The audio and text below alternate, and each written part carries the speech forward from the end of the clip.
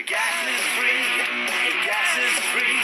In a debt-based economy. Your gas is free. Your gas is free. In a debt-based economy. Your gas is free. Your gas is free. In a debt-based economy. Your gas is free. Your gas is free.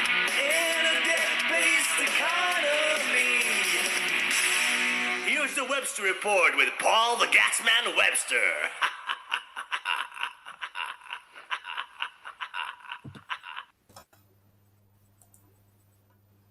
Hello, good evening and welcome to another Webster Report. We're doing all right with these. We're still managing to keep churning them out. It's very easy to maybe not bother doing them because, we do tend to end up repeating ourselves a lot, but, there's a lot of stuff that's going on. Me myself this week, I had a good excuse maybe not to do it. I had some dental surgery on Thursday. Just needed stuff ripping out my face to stop the pain I was going through. Still not quite right. Don't like dentists the best of times, but needs be. And it's strange because you walk into a dental surgery and you're being asked all the ordinary questions.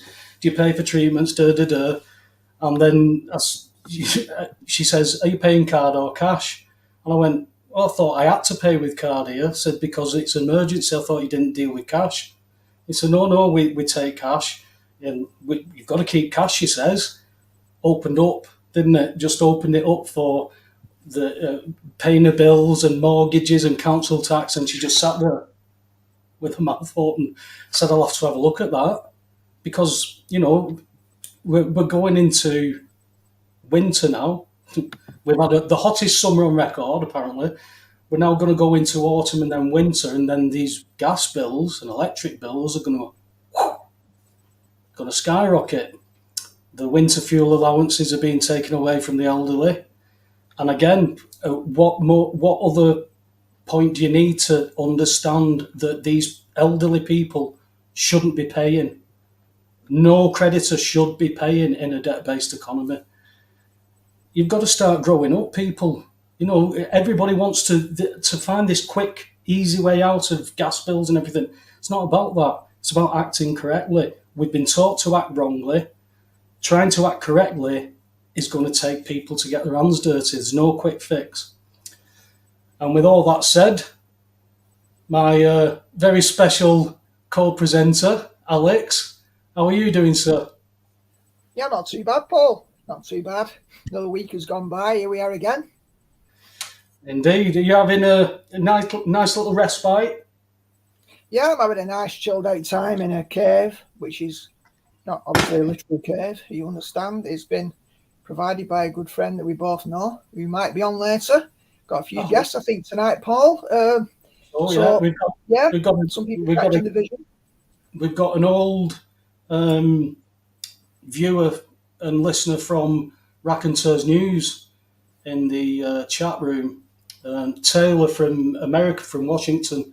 He may come on and tell us what he's been up to, because I've not spoken to him for quite a few years.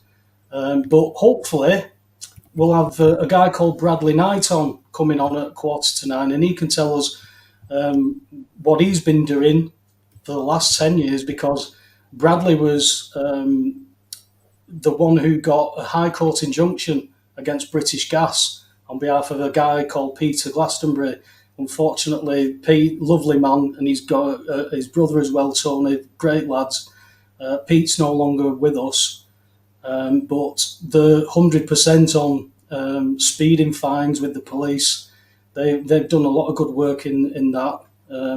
Don't advertise it, they just get on with it. But Bradley got that High Court injunction, Alex, and that injunction, that really set the cat amongst the pigeons. Right. Basically, the High Court judge said, "Look, this is a very interesting case. This is like David versus Goliath. Please come back in 2 weeks' time and tell me why I should keep this injunction in place."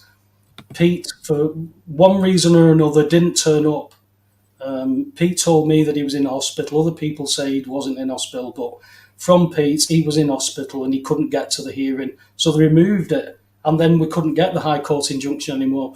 If he'd have turned up with that gyro in that 2 weeks, Alex, I'm not sure where we could have been. You know, we could have changed a lot with that, mate. But Bradley was doing a lot of work down in the Royal Courts with case law stuff, so it'll be interesting to find out his story on how he got into all that. He's only going to be with us for half an hour, 3/4 or so, but it'll be nice to hear from him because, like I said, when you get stuck into all this stuff, it tears people apart, it tears yourself apart, it tears your family apart, and then you've got to put all this stuff back together. I've said many a time, Alex, I lost more family and friends telling them the gas were free than when I became a born-again Christian. Yeah. That's how strange this world is. So you touched on something earlier before we come on that you were thinking, because somebody asked about what we were going to be talking about tonight. Yeah. If we're being honest, we never really know, do we? We have subjects and topics, and we just let it go from there. Really, we don't have these fixed things. But you were talking about activism versus awareness. So, Yeah. What in your opinion are you thinking? Okay. Yeah. So when you were mentioning at the outset there, Paul, you did that little reprise on what's at stake when we're looking at the system and looking to take it on meaningfully, and you use that phrase, it's time for us to grow up, people. Now, this is a common phrase. I'm not going to bore people with how many people have said this. It's been going on since the 1940s. Dietrich Bonhoeffer, who's kind of a German Lutheran pastor who's imprisoned by the Nazis, wrote this book, Letters and Papers from Prison, Christian, Lutheran. So yeah, the world come of age was his theme, and that was 80 years ago, more or less now. So it is time to grow up. It's well overdue. But it's amazing. It's amazing that, isn't it? All that time ago, we've had these people telling us. In every era, we've had these people who pop up and tell us, "Hey, let's not do this because of this," and we kill them, or we put them in jail, or we get rid of them. It's always happened. Martin Niemöller as well, from the same era, when he emigrated. It's the famous quote: "When they came for the immigrants, I wasn't an immigrant, so I said nothing. When they came for the Jews, I said nothing because I weren't Jewish. When they came for me, there was nobody left." That's why he stood up for free speech, even though he was at an abortion rally, and he's a pastor now, and he said, "No, abortion's murder in God's eyes." He says, "I'm totally against abortion." He says, "But I'm here to say that they have the right to say that they want to commit abortion. They have that right to say it. I disagree with it, but I'll fight for their right to be able to say it. Because if they can't say that, then there's something that can be stopped from saying, and that's all they need is just one bit of legislation passed." And that's what what we see them trying to hammer home now. Well, the world's much different now on that precise score, because when Niemöller said that, there was no such thing as social media, in theory, giving every individual with access to technology a voice on a platform. So the stakes are much higher for the status quo. Mm-hmm. But on this question of activism versus awareness or consciousness raising, these are the two main planks of any strategy of education, which we might call, it's called fancy name, pedagogy. And I think there was a guy, if I remember rightly from the theological college days, called Paulo Freire, who wrote a book called The Pedagogy of the Oppressed. And you had it in 70s and 80s in particular in theological circles, something called liberation theology, which was taking place in Central and South America in the face of American foreign policy that was oppressing churches. And these people were always drawing on, as liberation theologians, it was a social theology, drawing on the Exodus accounts in the Old Testament of the liberation of God's people by God, but to support a model of social justice where tyrants suppress God's people, and it's important to be liberated from tyranny. And a lot of these communities organized So they were activists. And we know now that activists, and the reason it's topical is because activists now under Starmer are being shut down. Now, apparently you're an activist if you even protest and you're a bystander near a protest. This is how seriously they take this. But quite apart from how we see the stakes being ramped up, this polar tension between whether we should primarily go for an activist stance or whether we should go for an awareness raising stance is, I think it's a very important one in terms of education. Because it's important for us not to be passive. The main thrust of what you've talked about for a long time, Paul, about your gas, water and electric is free. Now, we can't embrace that unless we have awareness of the truth of the matter and the facts of life and what's been going on in the Bills of Exchange Act. Many of us...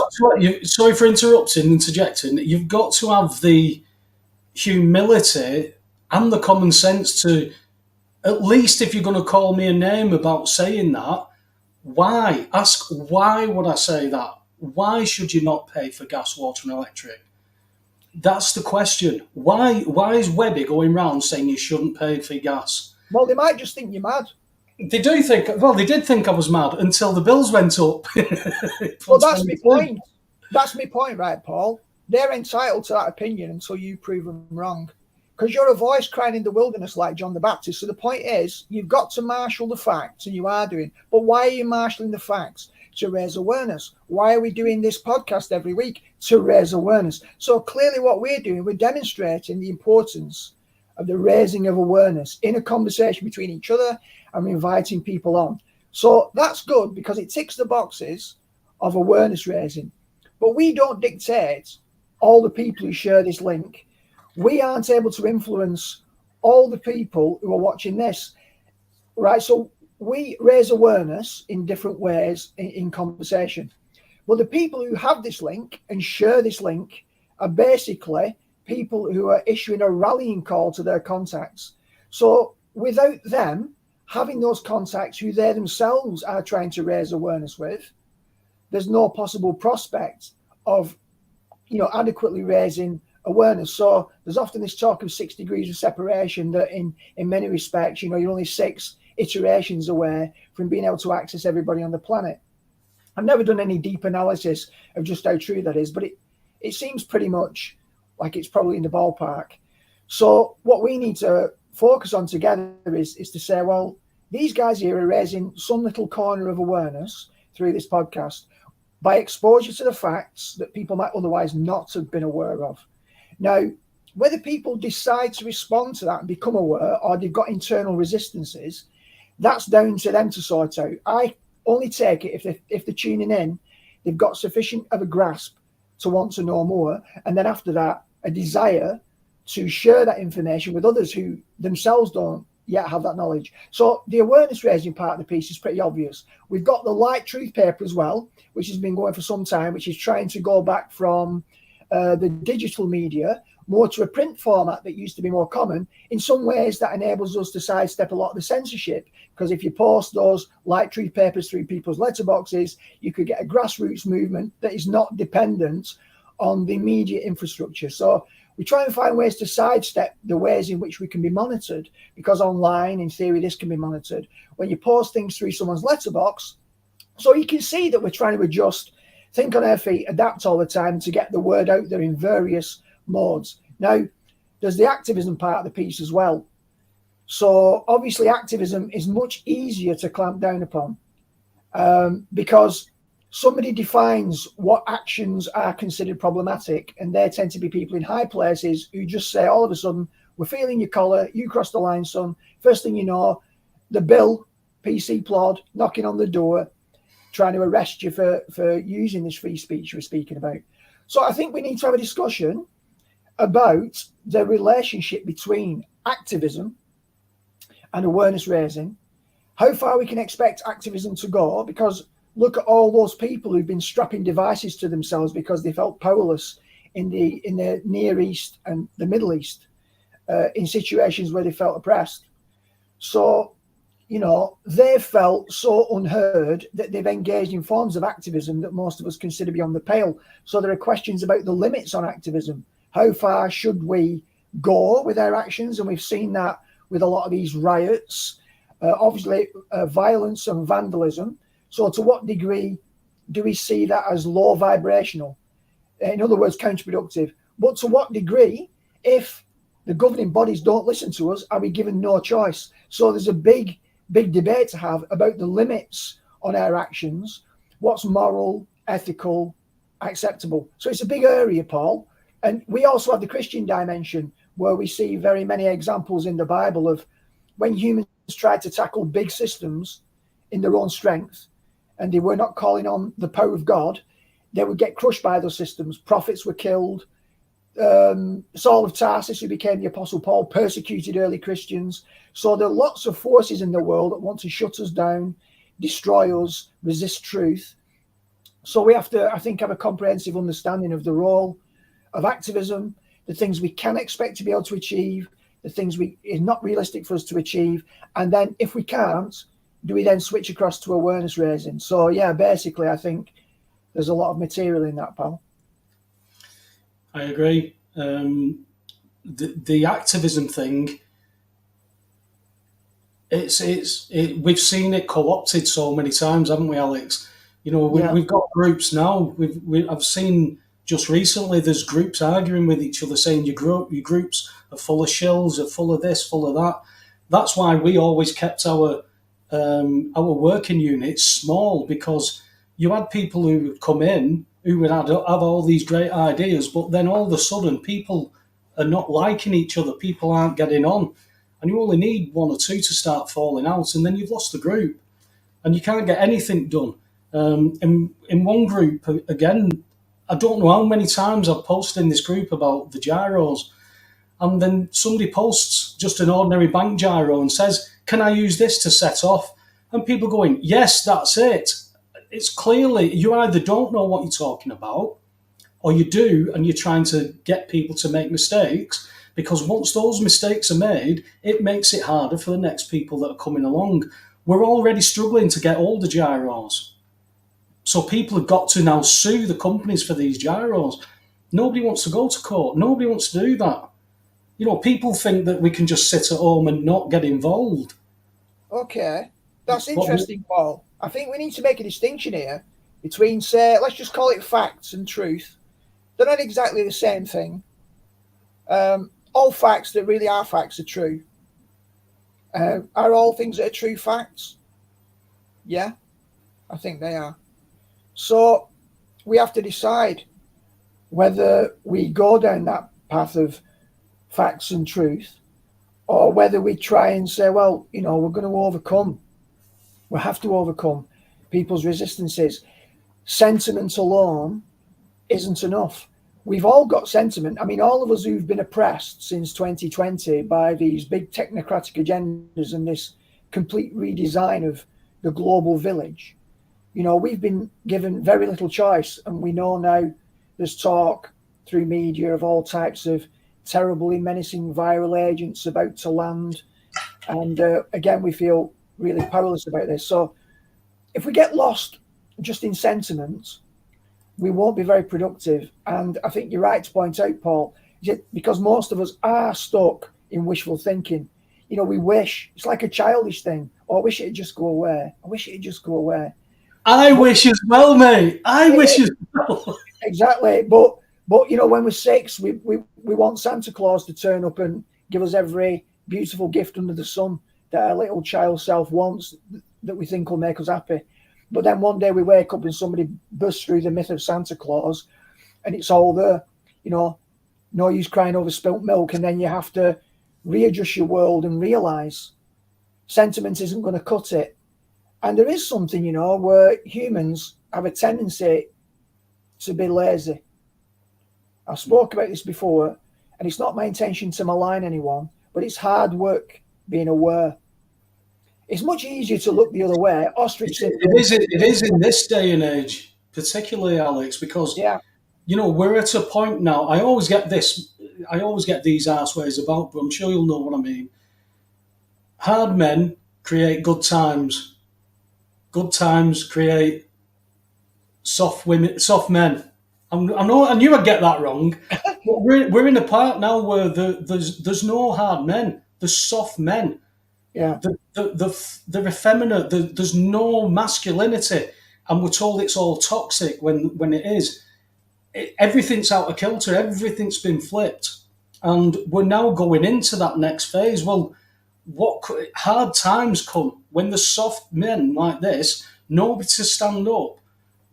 People getting upset because we're using the wrong pronoun and stuff like that. Once upon a time, if I'd have gone home and said that somebody called me a name, my dad would look at me and go, "What are you doing? What are you coming in and crying about somebody calling you a name for?" If I went in and I'd let somebody hit me and I'd not fought with them, my dad would put me back outside, go and sort it out. I'll give you something to cry over. It was things that you had to do. You just had to do these things. It wasn't about going out and fighting. It was about standing up for yourself. My mum taught me to be able to be articulate, to think about words that I'm using and stuff like that so that I don't get myself into trouble when I use language. But sometimes when the language is gone, you have to defend yourself. It's not a case of, as a Christian, oh yeah, you've punched me there, punch me there. I'm going to stop you hitting me. I'm not going to let you just hit me. But we've got people now who want other people to do things for them, which is fine. If there's people there to do it. But if there's nobody there to do it, and it's you and it's your family, then you've got to do something.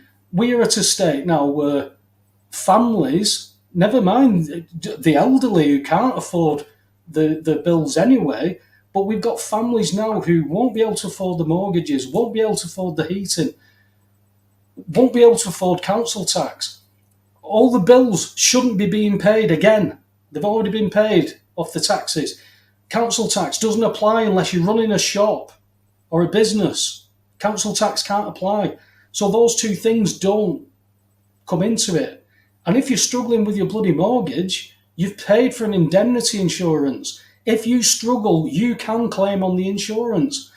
But your banks have got, we haven't got insurance. Well, that means they've sold the note because they've got to have the deed and the note to take payment. So if they're taking payment with only the deed, it's void. It's illegal. They're in breach. They're in breach of trust. It's just things that must be taken into a courtroom.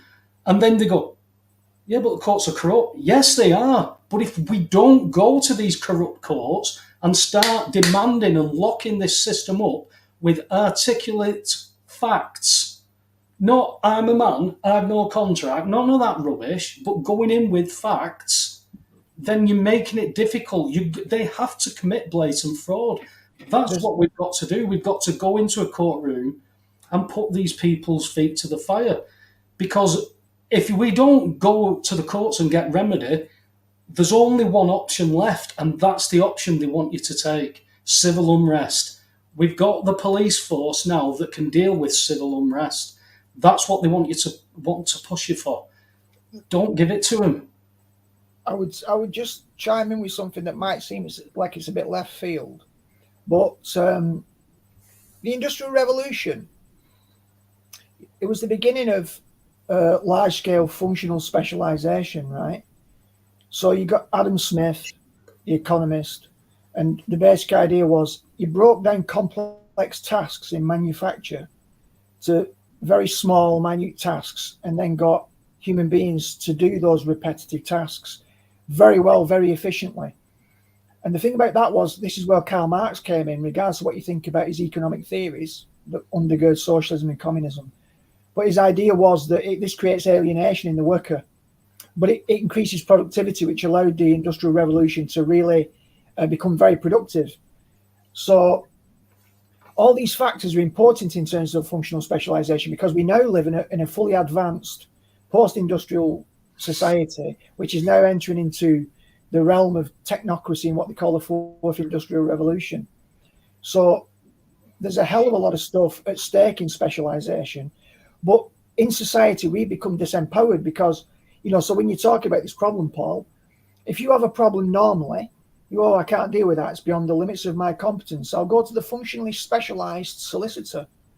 He knows about this. He trained for this for so many years. He went to go to the bar. But the problem then is that system would work if trust wasn't undermined, whether it's in public officials or public servants. The problem is the whole system has become so corrupt that we can't trust them. But the problem is when people realise that they can't trust them, there's a time lag. Because if people want to sort that situation out, they have to play catch up. If your solicitors are all corrupt and there's a rotten apple that's corrupted the whole barrel, then we need people who are not solicitors to take up the cudgel in terms of understanding law, how it works. And of course, those functional specialists took a lot of time to learn that stuff. So we can't avoid the time preference dimension, right? So what do you want to commit your time to? And this is where I talk about laziness. It's not just that people are, say, morally culpable for being lazy. They've got lots of things they need to attend to in life, family life, holidays, work, looking after elderly parents. There are so many pressures and demands. And I think Nicola said earlier, so many distractions that we've got, so many things that take up our bandwidth that we've got to prioritize differently. And the problem is, we're not like, let's just use the metaphor of Sun Tzu and a well-drilled army. We're not organized like the oligarchs and elites are. They have a well-oiled, well-drilled system, and we don't. We're still playing catch-up.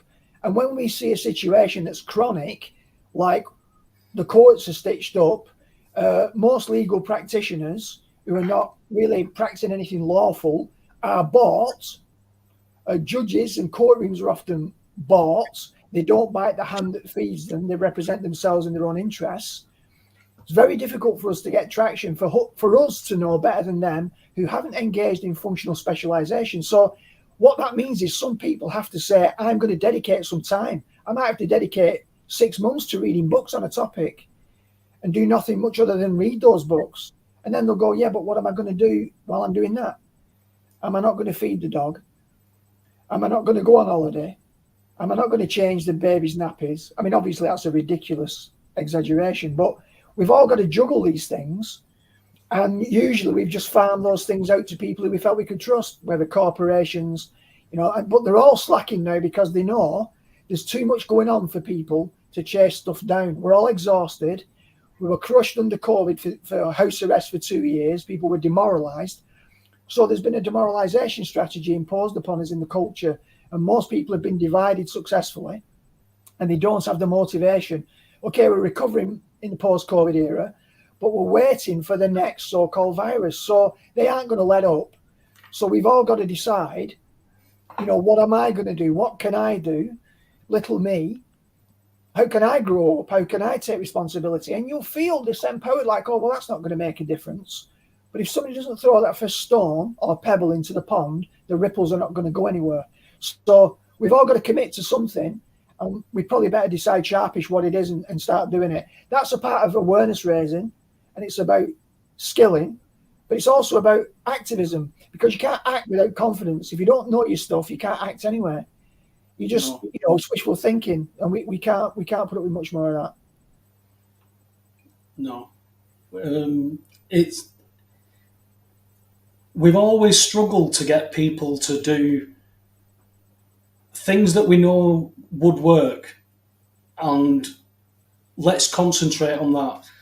There's a few people in these groups now who are saying that you can write on an invoice certain words, a bit like accepted for value, and you're changing the invoice into a statement of an account, and you're setting it off. Well, if I'm getting an invoice, that's for a shop, and a shop can't set it off. A debtor cannot set off, no matter what you write on it. You've got to have the correct... For me, there's an instrument for it. I had that instrument. Not interested in anything else. I've got a remedy. That remedy went into a court, and you saw what happened. You saw them run round like chickens with their heads cut off. They didn't know what to do, because if they recognised it, they're done. So they had to not recognise it without saying they don't recognise it. So they had to stay in that jurisdiction. They had to stay in commerce. And, that's where it's, if you're acting in commerce and you've acted all the way through like that, how can you now then argue that? We've got to get a foothold and get some questions asked. Look, how are you applying council tax to my property? It is capable of being commercial, but it isn't. There's no revenue coming into this property. So you can't tax something that there's no revenue. So you can't apply council tax to my property. All they've got to do is say, but you've registered it in commercial, so it's capable of being a shop. But it's not a shop, but it's capable. And they just cover ears because they're making arbitrary decisions in these council tax courts. Yeah. So if you're making arbitrary decisions, well, then anything goes. And that's why we need people to go in the galleries, public galleries, and see what's going on here. It's not about an individual going in. Individuals are dealt with. You need people doing the same thing, articulate, knowing what they're talking about, not going in saying, I've no contract, it's pointless. Let's see what the facts are. Council tax applies to commercial property, to non-domestic. That's it. So let's stick with that. Let's not get pulled off into any long grass. Let's stick with it. But it's not a shop. But it's not a shop. But it's not a shop. So you can't tax revenue. You've got to get them in line at some point. But when the Privy Council is running the judiciary, and the judiciary runs the council court, the courts, and the council have the input into those courts, you can see that that's corruption. That's a conspiracy. Two people conspiring is a conspiracy. That's a conspiracy. It's not a theory. Ran out of theories years ago, mate. I need some new stuff because I'm sick of talking facts about this, but people are now like 10 years behind. They're trying stuff that we know didn't work 10 years ago. We know made things harder. Let's go for the easy stuff. Let's go for that jugular. They're showing the jugular. They're showing us it. Gas, water, and electric shouldn't be paying unless you run a shop. Council tax shouldn't be paying unless you run a shop. Banks don't lend money. Get those into you. Read. Speak with other people because everybody's going to be put into this position, unfortunately. Then bills going up will coincide with mortgage rates going up. You know, I'm privy to some people in groups now that they're going after houses with wrong paperwork, and the judges and the courts are just going, yeah, that's fine. We'll ignore that. We'll ignore this. But it's coming to a point now where people have had enough and people are coming together and trying to help, trying to get into a court, because if we don't do it in the courts, then we leave it to civil unrest. And, well, where do we go then? Is it Mad Max time? Well, it's the question again about awareness. Because you can be aware of facts that require a remedy, but the way you go about it isn't the same. You know, it's like, so if you look at spirituality, religion, ethics, Jesus said, turn the other cheek. In what sense does the quality of human consciousness, peaceful, and we don't like the word protest, but peaceful means... That's legal acceptance. Yeah, exactly. So it's like, is it peaceful means we're supposed to shun violence? Everybody's down on violence. The French weren't when they stormed the Bastille in 1789. They weren't down on violence.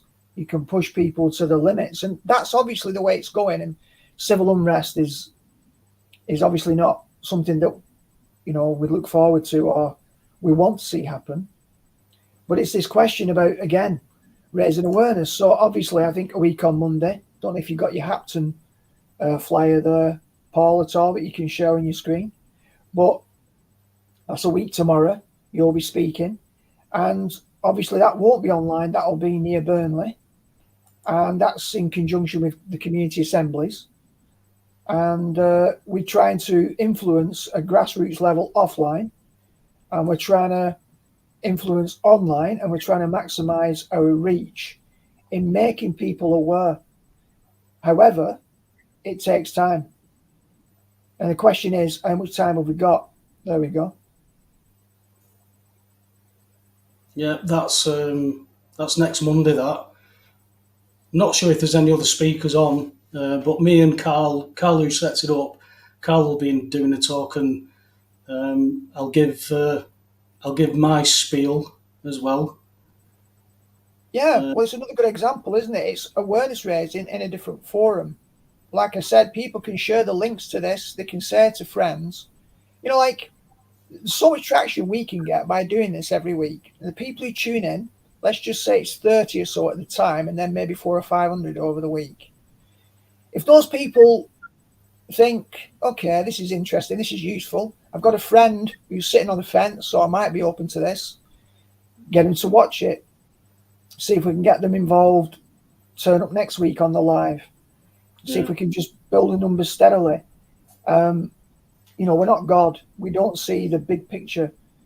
We can only do what we can do, keep chipping away. So we're both doing that to the best of our ability.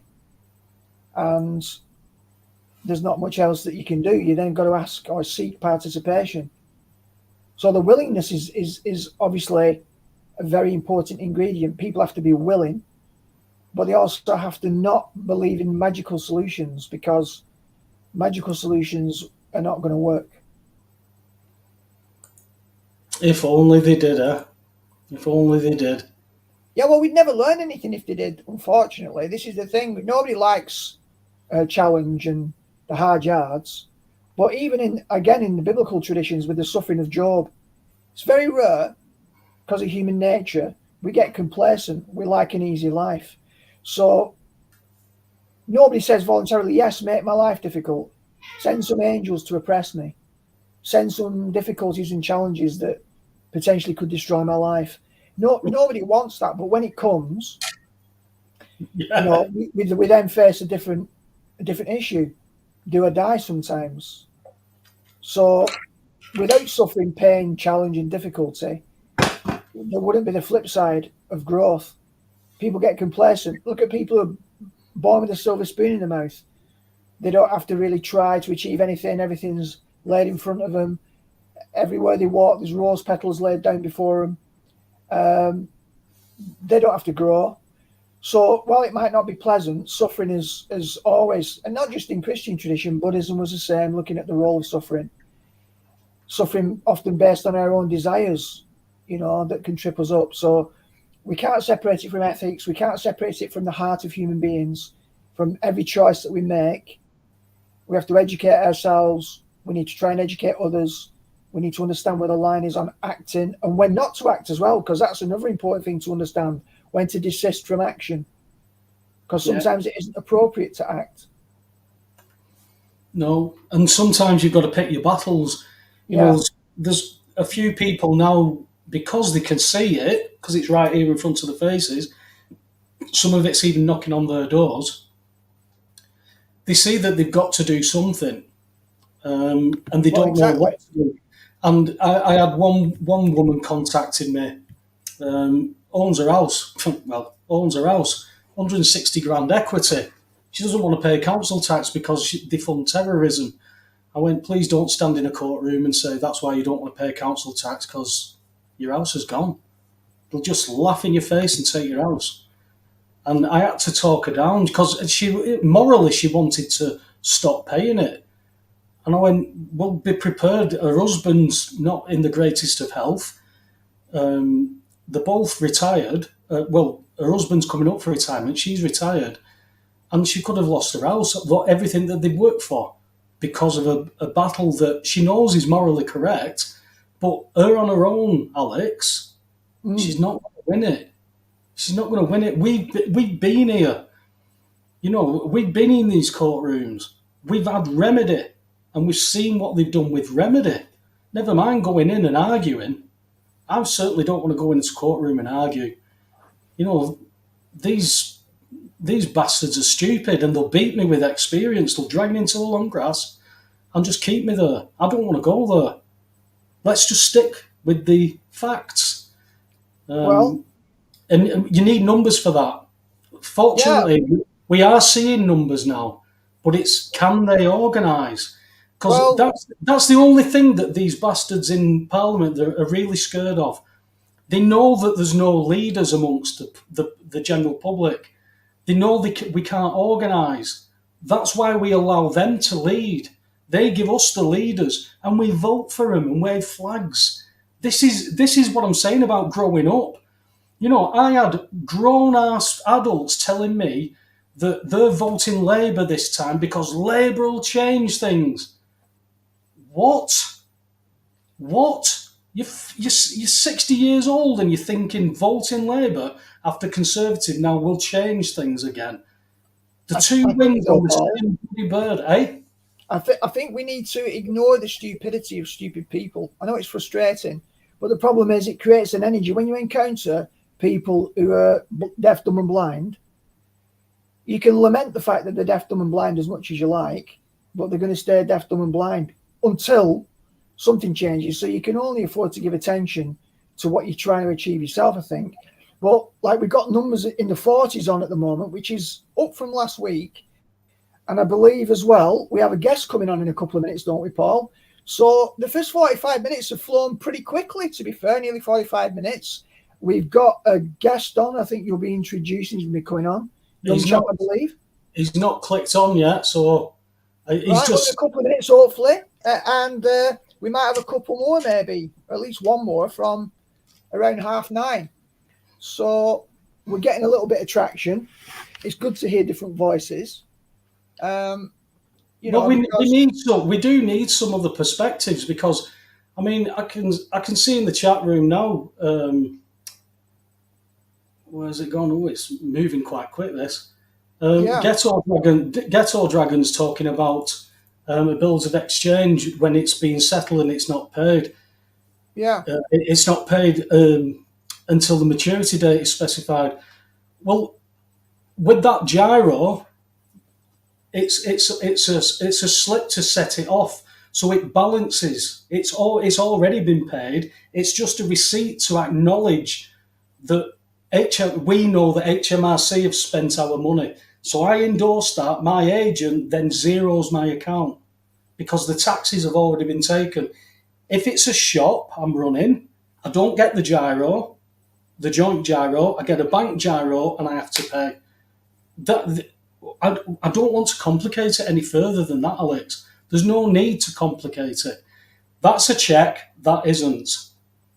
It's too easy to understand it. If you take the joint gyro as a check that somebody said, this is what you owe us, sign that. There's nothing else to do, is there? Well, what you're saying there, obviously, is the activism part at this point is more important than the awareness part in this particular area, because you can lead a horse to water, but you can't make it drink. So one of the things about breaking down ideologies which are entrenched, particularly in this matrix-based system, which is a total construct, is a bad faith representation of truth. So people are carrying a lot of distortion and it takes a lot of time. People need to be able to reality test. It's like when they said hottest male on record, hottest tune on record. Everybody knows who's walking around with the brain connected to the body and the sensory array and the actual world as it is. They know that's not true. Now, if somebody said to you, oh, well, I want peer-reviewed journals proving, well, you can't have a peer-reviewed journal proving your experience. You live in your body. You've got your brain, you've got your eyes, look around. But they're trying to so derange reality that people won't even be able to bring any tests that are rationally agreeable by sane people. This is a total attack on the basis of sanity. Yeah. So all that we can do is preserve our own sanity, but it's very difficult to break through to people because, first of all, you have to see, and then even when they see, they go to poor me, because what can little me achieve? So we've got little me mentality as well. We don't believe in ourselves.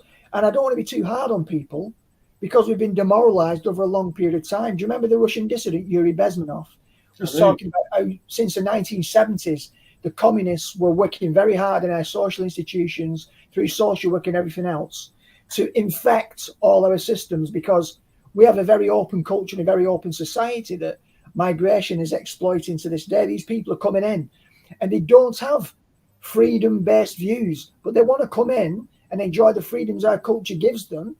and then exploit those freedoms then to shut us out. They won't extend the same freedoms to us when they've got power and control. That's not paranoia. Those are just facts, and Yuri Bezmenov talked about that. So that's been in the public arena for 40 years nearly. So he said it was the 90s when he was talking about cultural Marxism. He says we put it all in place. We put it all in place. He says when I defected from the Soviet Union to America, he says I couldn't believe how much was already in place in America. Exactly. You know, we've got the planks of communism already. No property, destruction of the family. It's all there, Alex. Well, Luke, here's Timothy in the chat. He's never been more hopeful about the future of the world than he is these days. Now, that's a very encouraging statement. Here we go. Here we go. The man, the myth. The man, the myth, Bradley. How you doing, brothers? Yeah, hey, Paul. I'm good, mate. This is a first for me to do this sort of setup. So it took me, well, not me, the missus to connect me. Paul, do you know what? Right, I'll just start off by asking just a couple of questions. I was trying to think back at how we first got connected and when that was. Do you remember? Yes, we've just been talking about it. It was you was in the Royal Courts, weren't you? You were getting quite a. I thought it was that, yeah. And you got a High Court injunction for Pete Glastonbury, and British Gas refused to speak to him for months, and then they contacted him 9 times in one day because of that injunction. And unfortunately, obviously you read the injunction, but I can't remember the judge's name. It was the trans judge, wasn't it? I can't remember either. It was so long ago. I didn't know it was to do with Glastonbury, but it was. I thought definitely this is back when I was doing the charity stuff. Yeah, well, what happened was when the judge looked at that High Court injunction, he reading between the lines, Brad, he went, "This is a very interesting case. This is like David." It was absolutely extraordinary. Let me just explain to you how it went down. It was, yes, please. So let's just say rest in peace, Peter. I met Tony a couple of months ago, actually. Oh, brilliant. And I've not seen him for quite a few years. Peter was an extraordinary gentleman. He really was a gentleman. He's a bit like out there, but he was really charitable with his time. He did get me into a lot of trouble, though. I must admit. With inviting people into my life and saying, "Oh, Brad can help you," but bless him. No disrespect. Pardon? I'm one of them. He said okay. Getting all this stuff, but it was just really interesting because you weren't going into the Royal Courts and being a smart ass or being acting clever. You were using case law. It was just there. You know, this was stuff that everybody could have used, but you were getting access to it. And I'll tell you what, Brad, that injunction, had Pete been able to go to court and tell that judge why it should have stayed in place, turning up with that gyro, it'd have changed. It was an extraordinary case. So if we go back to it, because I remember it so well, right? And I still believe this to be very true. Yeah, bearing in mind I'm not a lawyer. Pete was ill at the time. Yeah. And he couldn't make it to London. Yeah. The other side wasn't there. And the police were at his door with British Gas bailiffs. Right? So basically, Pete called me the day before, said, "Can you help out?" And I said, I don't think I can. I said, I can't understand without you being there. And it just so happens I was going there for something else in the afternoon. And so I said, "Look, I'll do it. I'll give it a go." And the High Court judge, so I went there with all the paperwork. Just you could have, like, this, as far as to best of my knowledge, I've not researched it since, has never happened before in legal history, right? Where a Mackenzie friend can go into court, advocate for somebody else without neither party being there. All right. So that's extraordinary in itself. Now, fact check it. I don't know if it is true, but I couldn't find any case similar to this, and especially when dealing with British Gas. Now, so basically, I put the position forward. The judge heard me and issued an injunction against British Gas to prevent them from entering his property. I then ran out of the court, literally ran out of the court, because the police nor British Gas believed him that he was in court, blah blah blah, it's being dealt with. I didn't even know we were going to succeed, if I'm honest. I was just completely winging it, but I had good knowledge about my arguable actions, so I wasn't completely winging it. But I was thinking this. I don't even know if I get rights of audience. That's the ironic thing about rights of audience for Mackenzie friends, is at the county court level you struggle. At the High Court you don't have a problem whatsoever. They appreciate you being there. So anyway, so I'm running out of court. There's a printers directly opposite the High Court, which I always use all the time. And I quickly scanned it and emailed it across to Peter and Tony. And then Peter gleefully showed them the injunction. Now, what's really quite interesting about that, so obviously all actions ceased after that. Everybody went away on the merry way. And sadly, Peter took even more ill. But British Gas, so I went to the second hearing, again by myself, to do case management. This was about a month later or so, or 2 months later, I can't quite remember. And I'm not joking, British Gas put the kitchen sink at it. I've never seen so many folders for such a simple case. And I said to Pete, "You're in for a fight here." And obviously Pete loves a fight. And I just couldn't believe the amount of folders they brought and the amount of paperwork. It was just so unnecessary. And I said to the judge, and the judge agreed with me. And I said, "Judge, in all honesty, do you realistically want to read all this garbage?" I said, "It's just basically word letters." And the judge agreed with me. And he instructed British Gas to reduce it down to almost a position statement and relevant sections. Yeah. I think he used the word skeleton argument. I think that's what he said, actually, from memory. Yeah. And so they had to go away. They had, like, I'm not joking, it was surreal. So there's little old me there rocking up, right?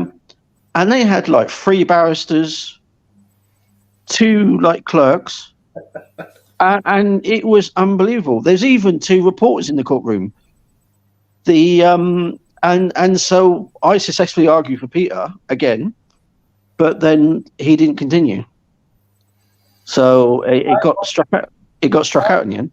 Yeah, that's what I said to Pete. I asked him why he didn't go, and he told me that it was because he ended up in hospital with a hernia operation. That's why he couldn't make that hearing, he said. Now, all he had to do, Bradley, was turn up with that joint gyro. That's all he had to do. Was show that joint gyro. It didn't matter how many bloody files they had. That was the remedy. Yeah. When I was stood in the magistrates' court in Wigan, Brad, and Mr. Alley, the gas agent, had said, "Mr. Webster owes money. All his statement was about how much I owed. But we were there for a forced entry warrant. So when I got into the dock, I said, "Is this a forced entry warrant hearing, or is it about the payments?" I said, "Because I've settled it under the bills of exchange." And this magistrate put her glasses on the end of her nose, Bradley, and looked over at me and said, "Bills of exchange?" And before I could say anything, Mr. Lowe, the county clerk, the court clerk, looked up at her and said, "Yes, ma'am, that's a legal remedy we don't deal with in this jurisdiction," meaning I'm sticking with this bloody warrant. He told me I had remedy, Brad. That's the only word I needed to hear in that courtroom, because I knew then that cheque that gas company had sent me, all I have to do under the bills of exchange is endorse it, and his bill is zeroed, because creditors set off bills, debtors pay. Are you on about promissory notes, basically? No. Do you remember the gyros that were attached to your bill? Yeah. The bits at the bottom. Yeah, the bank gyro at the bottom. If it Yeah. has trans cash, it's a credit check. It's already a check with funds attached. Cash is in transit. So HMRC have taken my taxes and then through government contracts have paid for the drilling, the refining, the gas, pumping, server maintenance of the grid. Already paid for. So guess what? When I get my bill, because my taxes have already been taken, I don't pay again unless I'm running a shop. Because a debtor is using paid for electric and gas to make profit. So debtors pay. Creditors set off. What was the outcome in the end? With mine, Yeah. Mexican standoff. Not heard from them for 14 years. What? So you've not been paying for 14 years? Nope. Really? Yeah. Ready to go Wow. back to court with it to set it off. Ready to go back to court to set off. But it was. People want to know. Well, where'd you get the court order from that says your gas is free? That's not coming. That's not going to come. Why are you paying for anything else? You've been in these courts, Brad. Is it easy or is it hard when you're trying to fight for your life through all this stuff? I had armed police called on me at Wigan County Court for asking the judge where he got his authority over my property.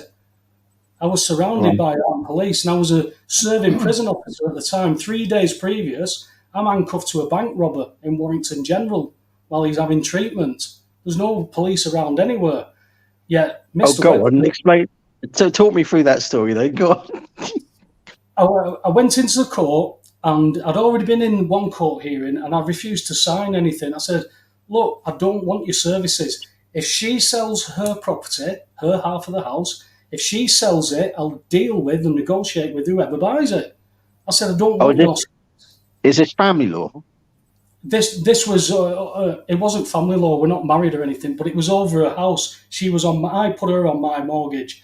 It was my house, my inheritance, but sillily, because I was in love, I put her on my mortgage.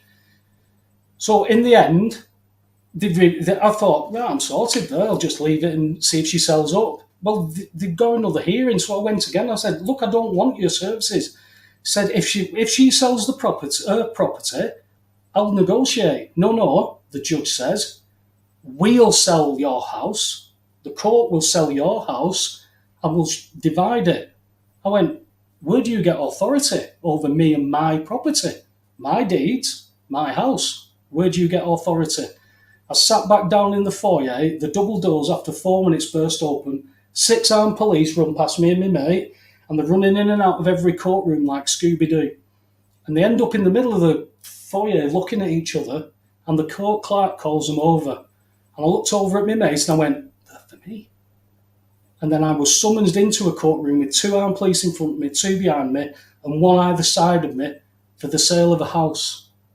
And I needed to know, where do you get in authority? That's my house. My house, my deeds. How can you have control over my property? So I got a face-to-face at Land Registry with somebody legally trained. You can't do that anymore. And this woman at Land Registry, I sat down and I said, look, you've stolen my property. I said, you've changed my title deeds and given it to somebody else. No signatures. I haven't signed anything. I said, if I buy a house, I sign a contract, it's witness. They sign a contract, it's witness. We exchange contracts, title deeds are changed. None of that's happened. She looked me straight in the face and said, we only need a county court stamp. I said, I can go to a stationery shop this afternoon and have a county court stamp made up. Are you going to help me steal people's property? She says, it doesn't work like that. And I said, you're a paper clearing warehouse for the banks and judiciary to steal property. And she looked at me and she went, I can neither confirm nor deny that. I'm sorry. And how I understand it, Brad, is Mr. Webster registered a property. Mr., Miss, Mrs. are business titles. Shopkeepers. Businesses cannot own property. They can only own title. And that's what I owned. I owned a piece of paper that said I can live there. I didn't own a brick because Paul didn't register that. It wasn't in the private. As soon as Mr. Webster registered that property, it was put straight into commercial jurisdiction. Now council tax applies to that because council tax only applies to non-domestic commercial property. So it's all done at land registry. And we're taught to do that. We're taught to act as a debtor. My mum said, work hard, pay your bills, Brad. I'm pretty sure your mum probably said the same. But paying bills... my mum would never pay any bills in her life. well, my mum ran her own business.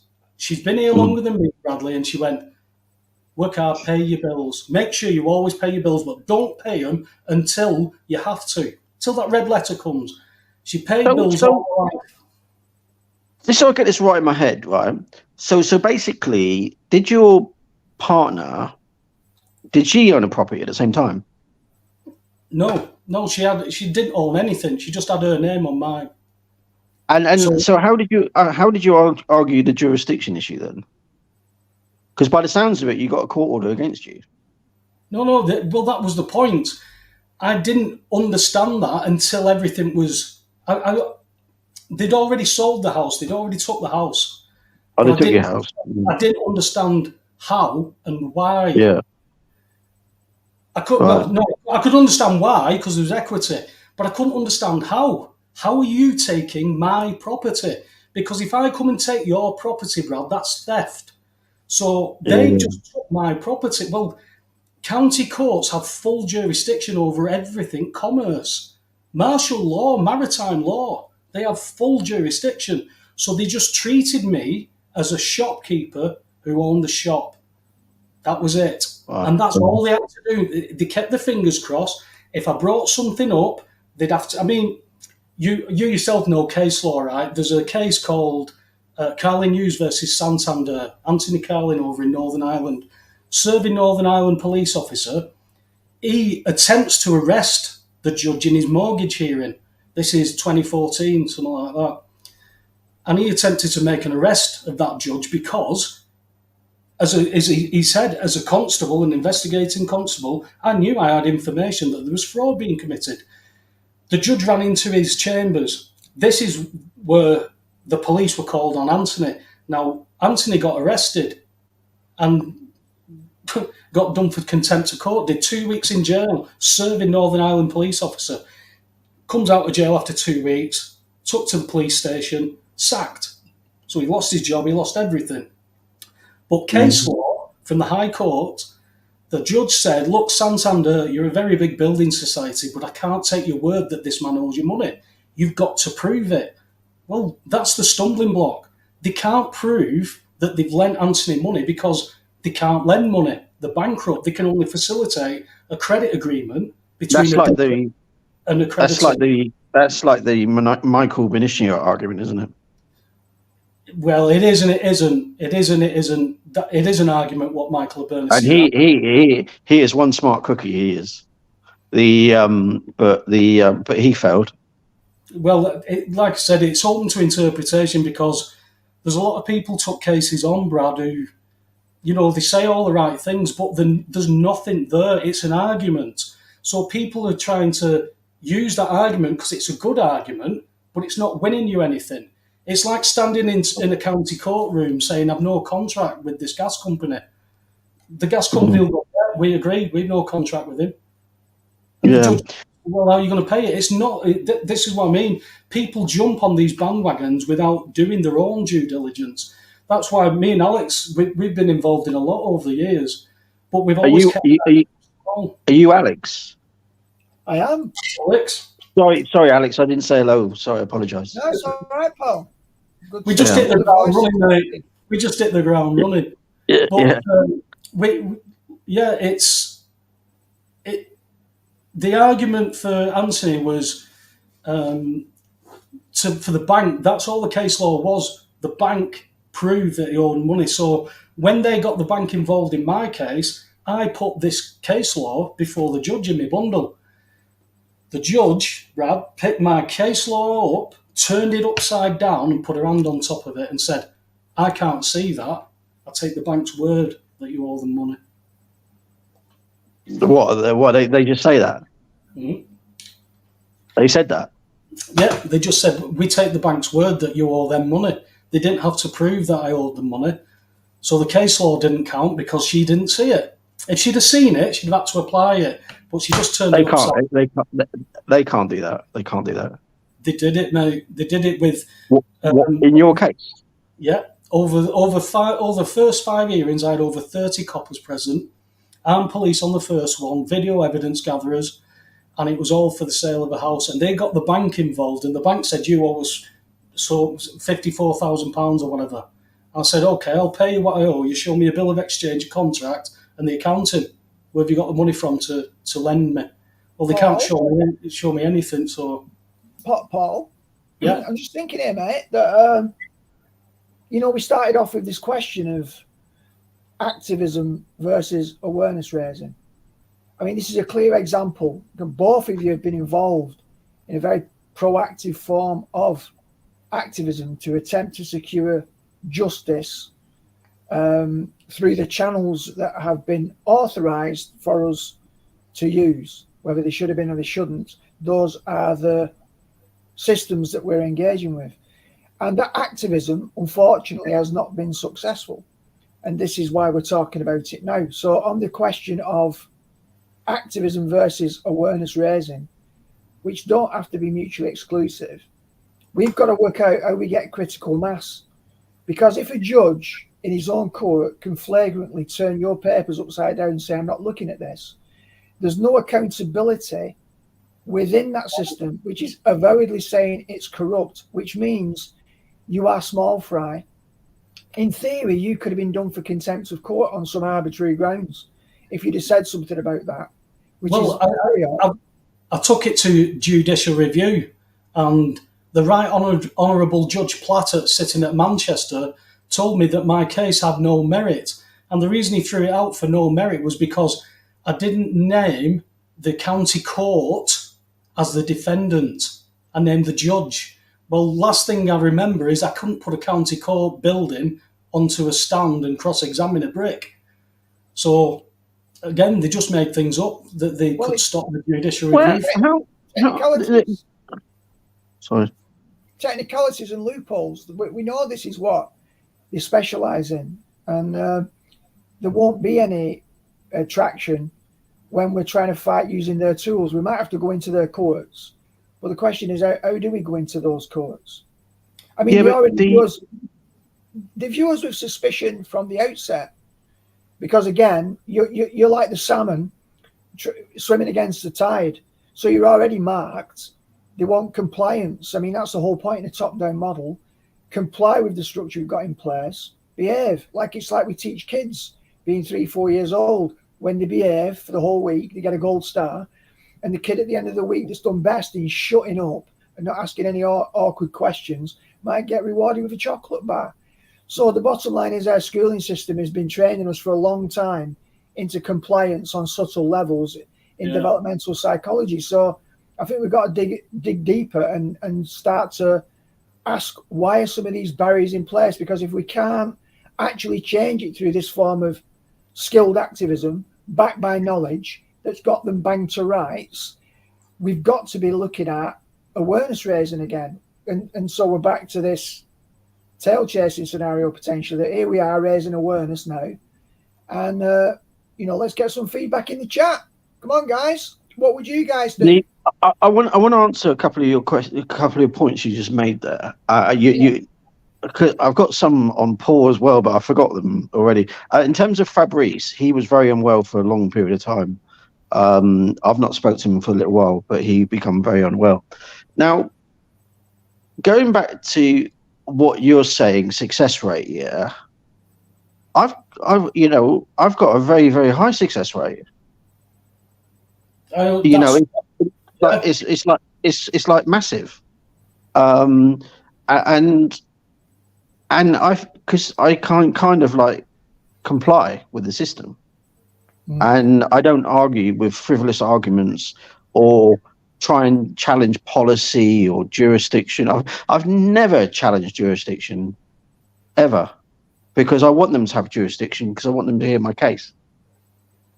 And I think a lot of people in what I remember back in the day, Paul, you probably know more about this than me, because I've not been involved. I remember back whenever it was, that a lot of people used to shove loads of paperwork into court. And the courts didn't read it, didn't entertain it, didn't understand it, all that sort of stuff. Okay. And I used to deal with a lot of cases where I was like a road sweeper, picking up all the pieces. And it got so laborious. I'm just trying to think of one guy. I'm just trying to think of his name. He went to prison for council tax. Roger Hayes.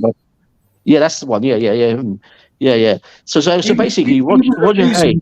He was the reason armed police were called on me, because he set a precedent in 2011 when he tried to arrest the judge in the council tax hearing. That's it. Yeah, him and the other guy with the glasses. Yeah, Rob. Yeah, that's it. Yeah, are they still about? Yeah, I'm still in touch with Rob. Roger lives in New Zealand now, so we don't see much of Roger. But one of my best mates was involved in that hearing. He was the only one who didn't get arrested because he listened to what the judge had to say. The judge said, nothing's happening today. We're not ruling on anything. We're just shutting it. He said, it was chaos. It was chaos. I watched the videos. Yeah, they were, honestly, mate. But you know what? The funny thing is, right? This is where I'm saying it's different. So Roger Hayes, what's his name? Danny somebody did a judicial review for him to get him out of prison. Right? He's from Plymouth. Some guy. That's it. That's the one. Yeah, that's him. Yeah. Right. I got contacted by Peter and Tony. Right. True story.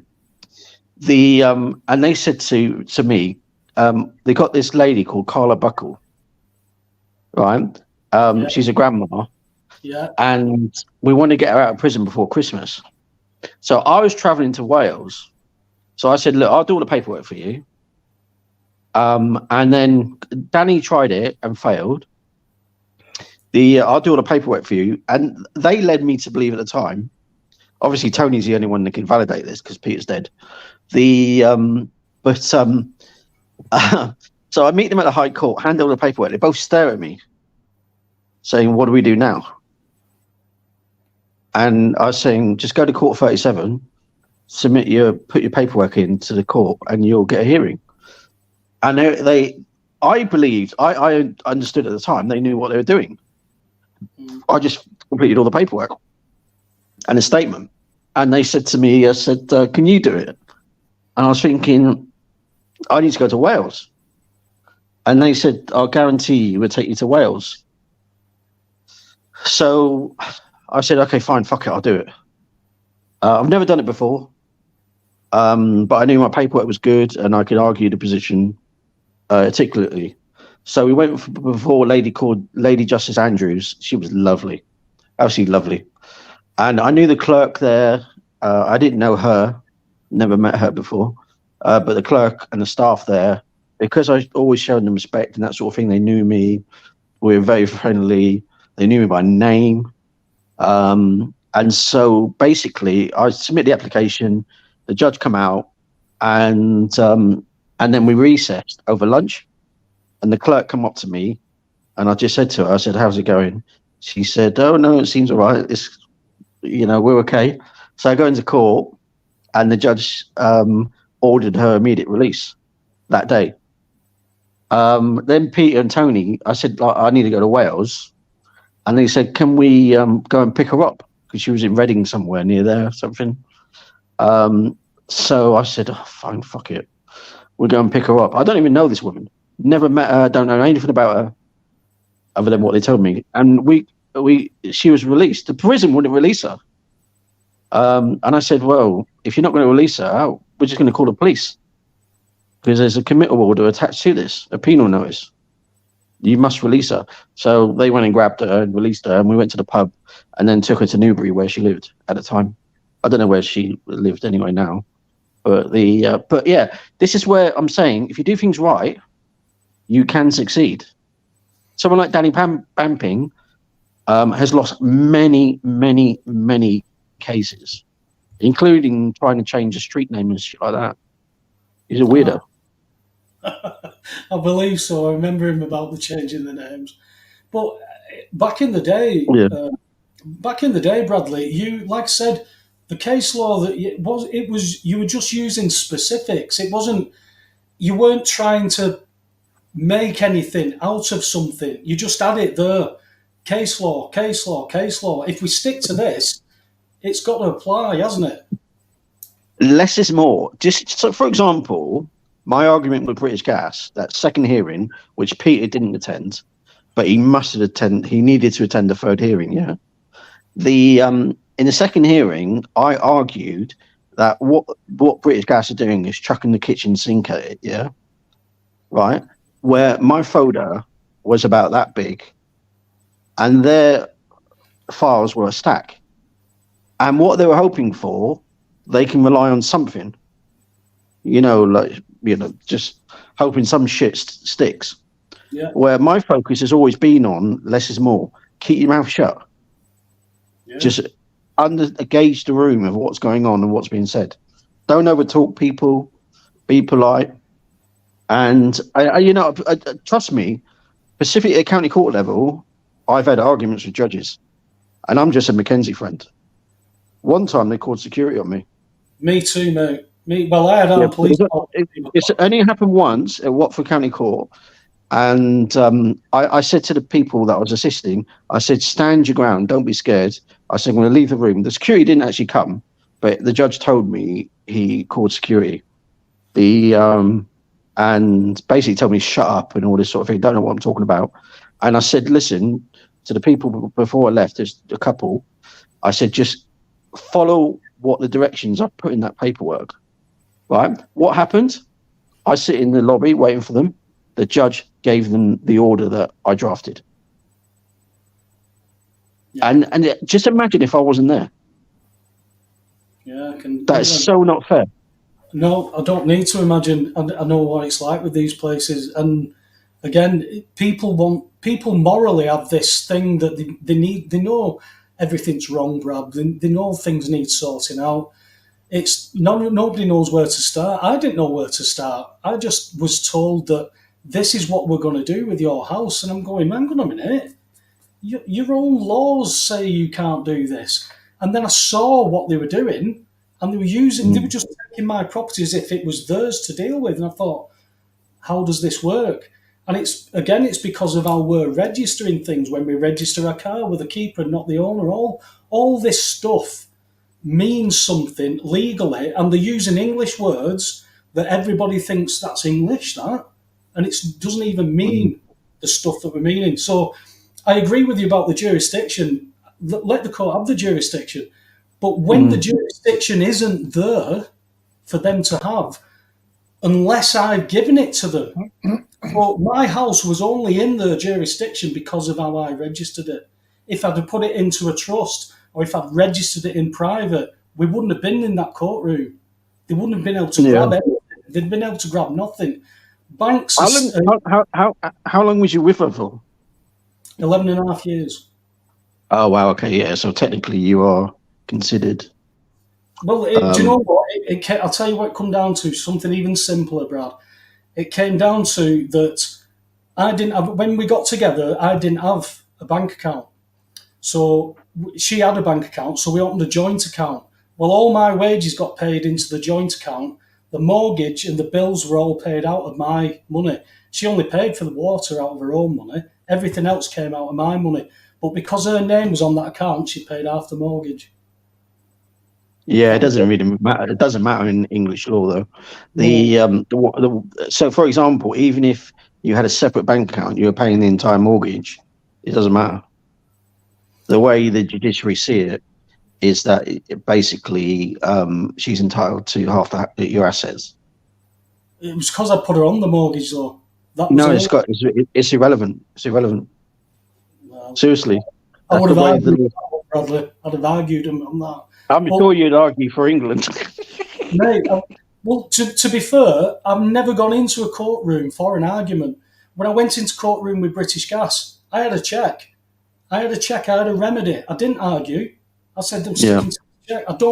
I'm not paying because I'm setting it off under the bills of exchange. And that was it. It was like setting a bomb off in there. They just didn't know what to do. We were going to court hearings for warrants, and they were ripping the warrants out in the corridor, not even going into the courtroom, Brad. They were just taking it out because they were that used to just turning up, rubber stamp, just like. I must admit, one thing that still confuses me to this day is how a local authority can do council tax demands and get orders from a magistrate's court in bulk. They're doing it with gas warrants now. I can't understand how that's even legal. It's not. They need, for a warrant to be executed, it has to have particulars. We need a warrant because, but none of that's getting put in. They're just writing. Yeah, it's gas warrants. They're doing 1954 Gas Act stamp. Well, what's part of it? Is there something wrong with it? I definitely know the gas warrants are flawed, right? I definitely know that. But the council tax, where they've just got names and addresses and amounts on massive spreadsheets, and they just all get stamped off in one go. Yep. There's no interrogation, no nothing. No, the way I understand it, I don't get that. The way I understand it is that, say there's 50 liability orders going to be made up by a council so they hire a room in a court and they hire a judge for the day, and they've got a bundle of liability orders. Those are based on the property, and all that property, according to Section 3 of the Local Government Finance Act, every property in this land is deemed commercial, as there is no list, and there's no list required to show any property exempt from non-domestic rates. So non-domestic rates apply to all property. How? It's because of how we've registered it. It's what we got told in our High Court with council tax was the judge said, at this moment in time, your properties are capable of being commercial. I'm not listening to any more. And he shut the case. No, I don't believe that. Mate, I was there. Jonathan Doyle versus Judge Fordham. It was my case. There was four of us. He said your residential home, your dwelling. And you've just used the word. He found we'd used the word reside in a valuations office agency document that we'd done. You can reside in a bed and breakfast, so residential can also apply to a B&B, which is commercial. So he just shut the case down and said, at this moment in time, the properties are capable of being commercial, and I'm not listening to any more, and shut us down. What, at a later date? Or the High Court appeal shut the appeal down. No, what I mean is the property could be deemed commercial at a later date. Yeah, it's capable of being commercial. So the argument that we were saying is, look, none of this property is commercial. He couldn't give it us, Bradley. He had to find a way, and he went back 3 years. This judge worked hard. He went back 3 years. What was you arguing then? Sorry, I don't understand this.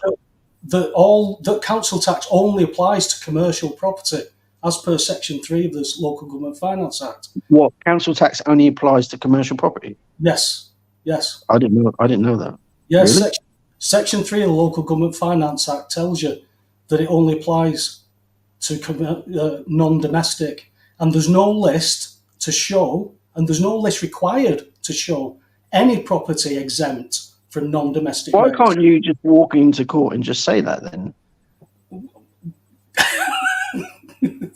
I've never heard that before. Exactly. So from the valuations office to the county court to the High Court to the High Court appeal, and that judge and I'm telling you, if you'd have seen how the judges were acting with us, one fella came up from London to be in Wigan, and the judge was saying, she was looking at him going, "You're giving me nothing here," because our case was tight. Our case was tight with it. You're giving me nothing. She couldn't get anything. But because the case was shut down, they give us costs. So we had to get out. We had to deal with that somehow, because if we go to the courts again, brothers, it's what? So they failed, and again we have to hope they're a different judge, and that judge, if it is a different judge, we have to hope that judge will overturn another judge's decision, and we've never seen that happen. So they failed, and you got awarded costs. No, we got told to pay costs. We got told to pay costs. Right. But what you're saying is, though, this Section 3, is it, you said? Section 3, yeah. Yeah, it says that basically council tax only applies to commercial properties. Yeah. All property is deemed commercial. All property in this country is deemed commercial. I can't see how that's possible. Well, It's it's based, an interesting test based case. on hereditament, anything that's attached to a commercial business. So say you've got a shop and you've got an outbuilding and somebody lives in that outbuilding or a flat above, you can use that storage for your business. So your business rates are for your business, but now council tax applies to any storage on that commercial property. And because our byways and streets are deemed as commercial, my house is sat on a commercial road. It can be a shop. I could turn this into a shop easy. But you can't tax anything that doesn't have revenue coming through it. And they wouldn't. But how does that affect things like planning then? Well, for me, it's exactly the same, because if you own every brick, that's your castle. If I registered my property in the private and I own it, that means I own every brick, the dimensions of the property, 6 to 12 foot down, that's my castle. I can fight to the death for that. But if Mr. Webster's registered that property, it's a shop. I can't fight to death for my shop. I can't set off gas, water and electric because I potentially am using gas and electric to make profit, to invite people into my shop. So I have to pay for it out of my profits. That's what a debtor does. But as a creditor, that doesn't apply to me. It's the life that we've been taught since we grew up, Brady. I couldn't tell you how bad it felt that my mum and dad, who worked like dogs, my mum 13 hours a day in her own shop, my dad long distance lorry driver, back in the day where you did 6 nights on, 1 night off, 6 nights on, not 6 on, 6 off like you do now. So these people work like dogs, and they said, you've got to work hard, pay your bills. And as a 7-year-old, I said, Mum, I'd rather play on my bike. I don't want to get a job. And she said, you'll have to get a job. And she said, you'll want to buy a house, you'll want to get married, you'll want to have kids, you want to have a car, you want to go on holiday. And I said, why? She said, because that's life. Well, it's not right. We've been taught, you go to Eton, you're taught the bills of exchange by the age of 13. You go to my school, you're not taught that. I touched on it on one history lesson when I was 10. And I remember writing the Bills of Exchange Act title, underlining it, putting my pen down, Bradley, leaning back in my chair and going, waste of my time this, I'll never use it. I can't even go into a shop and get a Mars bar without participating in bills of exchange. And I just couldn't understand why people weren't interested, that they'd been duped. But it was easier to dupe these people than tell them that they'd been duped. And all I could see was using my common sense. And I lost family and friends from telling them that they shouldn't be paying the bills. Yeah. Because you've probably gone quite far down the rabbit hole, Paul. Do you remember that Peter of England guy? Because I was talking about him the other day, you know. Yeah, I do, yeah. Do you remember him? Yeah, I do. Where he was a scammer. Would you agree or no? I don't. I'll tell you, I don't know enough about him for what he had done, but I do know people who've done the rechecks. One lad paid for a £13,000 Audi, got it, but then they did it bounced, and then they came after him for it. Never heard anything ever again. But he did tell us how it had worked, but then he never told everybody how they come and took it off him and stuff like that. We've had loads of people like this, Bradley, over the years, haven't we? Me and Alex were talking about it earlier. These people who say, "Oh, this is all you've got to do. Right? Do this, do that." And it's so easy. I've not paid my council tax for 15 years, and it's just you just ignore them. You do this, and then you find out they live with the mum, and the mum pays for everything, or the wife pays for everything, and stuff like that. And they're feeding like guinea pigs to challenge them into doing stuff. Another two people I remember is Guy Taylor and Tom Crawford. Well, we lost Guy. Poor Guy's not with us anymore. I've not heard from Tom for a while. But yeah, I remember all that because it was all fresh. all the mortgage stuff, all the bills stuff, it was all fresh. It was all just coming out. And, you find yourself at the front line with armed police being called on you, and you're only asking questions. I mean, all those police, right, Bradley, I'd never, out of 3 letters to the court manager, nothing.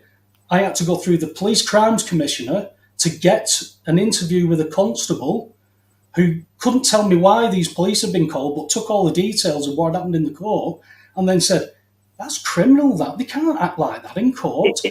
And then to a detective sergeant, comes back 10 minutes later, guess what? It's a civil matter. Is that because you're part of a large group of people? No, weren't a part of a large group.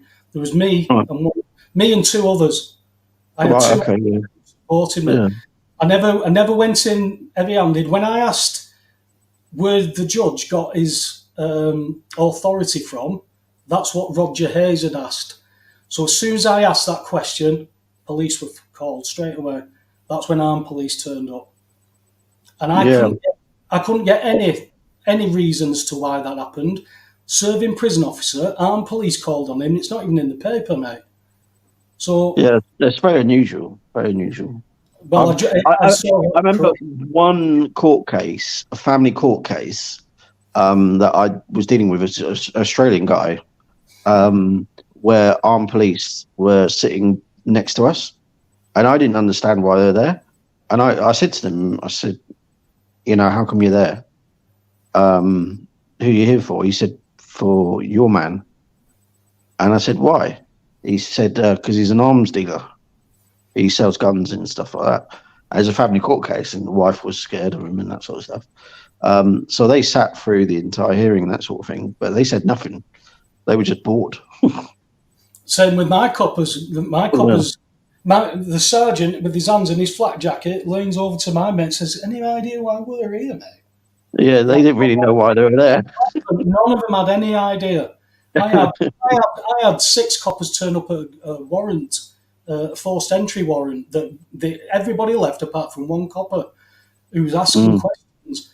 And we got into mortgages, we got into bills, and I said, it's coming for you like this. I said, you'll be attending some of your family's houses with bailiffs, and they'll be asking you to arrest your family members while they break in and change meters. We've had people arrested, put in cuffs, Bradders, put into the back of a police car. The locksmiths gained entry. They've changed the meters. They've took the lad out of the car, de-arrested him. That's it. Changing meters. Yeah. You can't do that. But they did it. I've seen stuff like that on YouTube, actually. I've seen it. Yeah. Paul, can you just give me a couple of minutes? I just need to pop to the restrooms. I'll let you talk to Alex a sec. I'll be straight back. Yeah. Of course you can, mate. Yeah.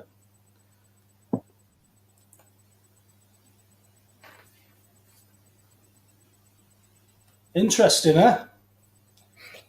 Yeah, well, I was going to bring it to, I don't know, just bring it down to brass tacks for people, hopefully. Basically, you, at that point, when you mentioned that council tax was in commercial jurisdiction, you raised Brad's awareness because he wasn't aware of it before. So coming back to our starting point again, between awareness and activism. Yeah. The activism got thwarted. You, with another activist who's been in court quite a lot, have been able to share knowledge that Brad didn't have prior, and his awareness level's gone up. So that's a good illustration of how this type of dialogue can raise awareness. But there's another complicating factor, because we've got to bring it back to what the hell we can do about this. So, and the issue is, it's very simple on a lot of levels. So again, we should just not overcomplicate it. The system rewards conformity and punishes non-conformity. So basically, that's the bottom line that we all have to be aware of. If you conform, you'll be rewarded. And if you're a non-conformist, you'll be punished. And what these systems do is they always bribe people with a piece of the kingdom. You know, kings used to do it sometimes in marriage contracts. Oh, yeah, you can have my daughter and your son and so on. You can have a part of my kingdom if you join forces with me. This is how politicians become corrupted. And, when we had the MP's expenses scandal, the only surprise was that people were surprised. Because at the end of the day, these corporates all line their own nest, they're in it together, and they're protecting number one. I remember my mum used to say about her own mother when she was growing up in 1940s Belgium. She used to talk about country then. And she was a Belgian and they'd been invaded by Germany. So you'd think that they'd be into nationalism. And so it was said to my grandmother, about her country. And she smashed her hand on her purse and said, basically, my purse is my country. So a lot of people are led by that sort of thing, and therefore they're buyable, they're corruptible. You see that in politics, you see it in the court system, people don't bite the hand that feeds them. So the problem that we've got is, although you've raised Brad's awareness in this particular area, and the benefit of our dialogue is that we're always potentially raising awareness, we know that the activism's got limits, because the activists who act against the government agenda will be punished, and the conformists, like the judges who are high up in the system, will not show sympathy to non-conformists. They'll be rewarded, aka paid, for shutting down the non-conformists. So the bottom line of that is, everybody on here is probably already a non-conformist, obviously, but we need to double down on becoming non-conformist. But what does that mean? Well, non-conformist doesn't mean I don't agree with the status quo, because who would? You wouldn't agree with the status quo. It's doing something about the status quo. And what can you do that's outside of your own control? Nothing. So you can only do what you can do to not conform, to not comply. We did it massively under the regs from 19 sounds like it, feels like it, 2020 to 2022, when we're in lockdown. Do not comply. Don't wear a mask. Don't comply. Don't take the shots. And those of us who were wise enough not to do that are the healthier for it. And you can still be shut down for saying the wrong words in social media. So the key is, bottom line, if you go into the lion's den, even if you're equipped with knowledge, so even if Brad now knows about the council tax being in commercial, and he decided to go in and challenge his own council tax bill, because that's what we're talking about, he's now got this new awareness from being on here tonight, and he says, well, I never knew that before. Eureka moment, boom. And he says, right, I'm going home. I'm going to contact my local council tomorrow, and I'm going to begin proceedings of resisting this, because I'm now more aware. And that could lead him on a path into a courtroom. Now, we don't know what the outcome would be, but he could become really courageous about this if he chose to. And he would be a non-conformist going into the lion's den that's full of conformists who get rewarded. And the goal from that system would be to punish him. So what does he do? What do we do? I think we have to come back squarely to the fact that we've got to buy the badge or the T-shirt. I am a non-conformist. I like this. I'm a cognitive dissident. Yeah, I'm a dissident, but I'm a cognitive one. I don't fit in to this mental framework. I don't accept or celebrate this system, but I'm not going to cross some of their lines. I'm just going to draw my own. And there's a big difference. I think you were saying before, Brad, you'll go into a court and you'll respect that court system. You can still say to the judge, you can still conduct yourself respectfully, but you won't tread on the toes unnecessarily.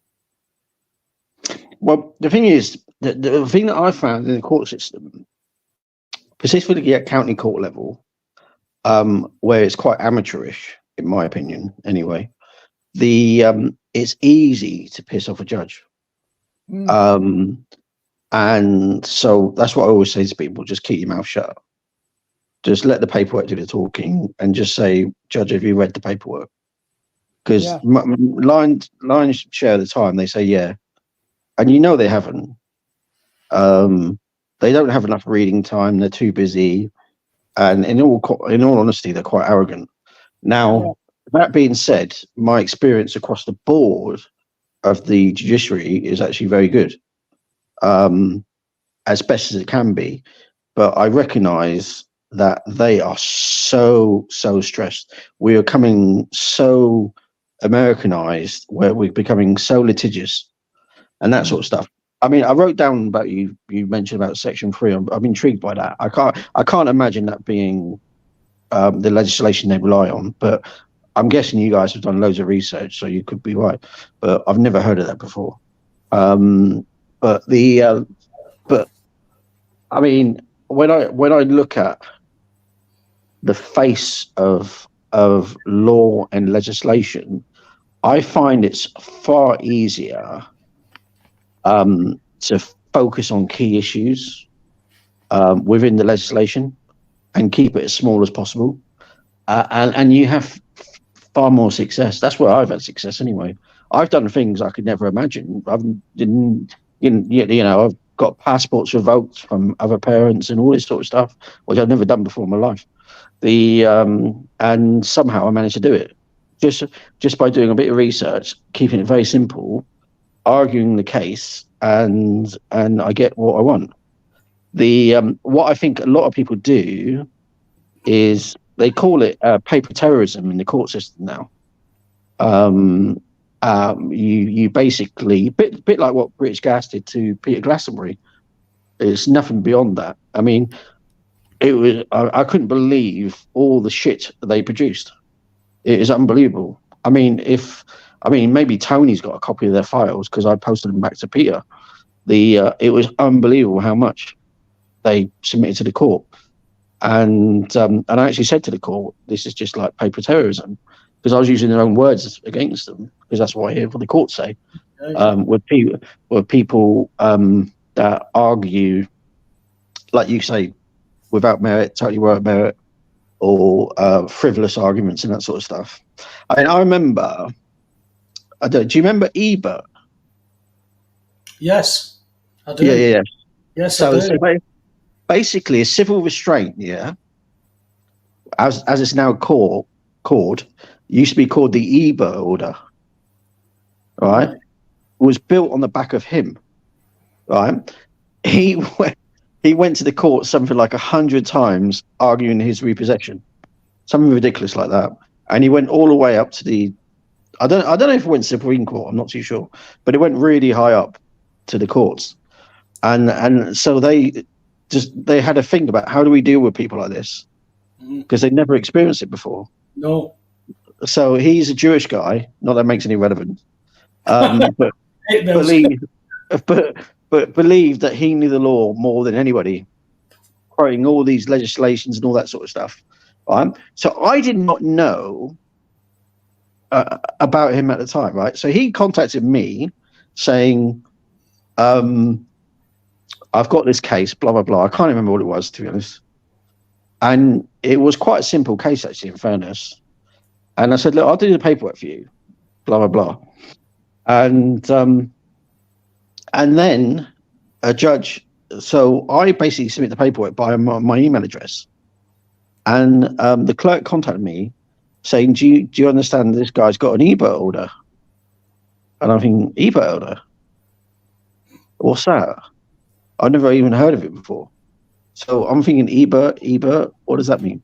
So I'm thinking it's the person, he's got an order against him of some sort. And I said, no. And then they basically explained that he cannot access the court without permission of one of 3 judges. And because his name started getting bantered around, and he was preying on people like Crawford and Guy Taylor and all this sort of thing, talking about his legal scholarship and all this sort of thing. Eventually, what happened was they changed it from an Ebert order to what's called now a civil restraint. So effectively, if you bring meritless claims, more than 3, to the court, you get what's called a civil restraint against you. So it prevents you from just accessing the courts, clogging up the system, that sort of stuff. Yeah. But yeah, that was part of that clang. The Ebert order. But that Ebert was a nut job. Yeah, that's a real blast from the past. I forgot all that. Yeah, I remember him. Yeah, I remember him. Yeah, well, there was so much going on back then, Bradley. It was like 2016, 2017, going into 2017. That's when the court said to the gas agents and that, said, look, apply for your warrants. We'll just give them you. They'll have to come to court and we'll deal with them. And they did. They just shut everybody down. You can't get remedy in those courts. I've been there with remedy. And like I said, anybody who knows me, who's been in court with me, They know I'm not bombastic. They know I'm not a knobhead in there. They know I'm articulate. They know I don't swear. They know I don't shout. But I've seen judges shuffle paperwork and say, I'm not going to talk to you anymore. And I've just asked them for a remedy. But they can't give it me. They can't give it me because the Privy Council live off all the money that is being raked through these courts. You know, Thursdays are still known as Money Day at Magistrates Court. You know, for me, brothers, it was a case of I'd learned something really fundamental. I understood that as a creditor, I shouldn't be paying these bills because I'm paying taxes. I know that my nan and my mum would have paid all their taxes, so they shouldn't have been paying these bills. They should have been setting them off. Businesses pay, so we balance both sets of books. If we pay and don't set it off, the Treasury can't balance the taxpayers' books. So the national debt just keeps going up and up and up and up. It's got to. And it's because of us. Well, I don't necessarily agree with that proposition, but there's no way we can pay the national debt back ever. That's why the debt has to be forgiven.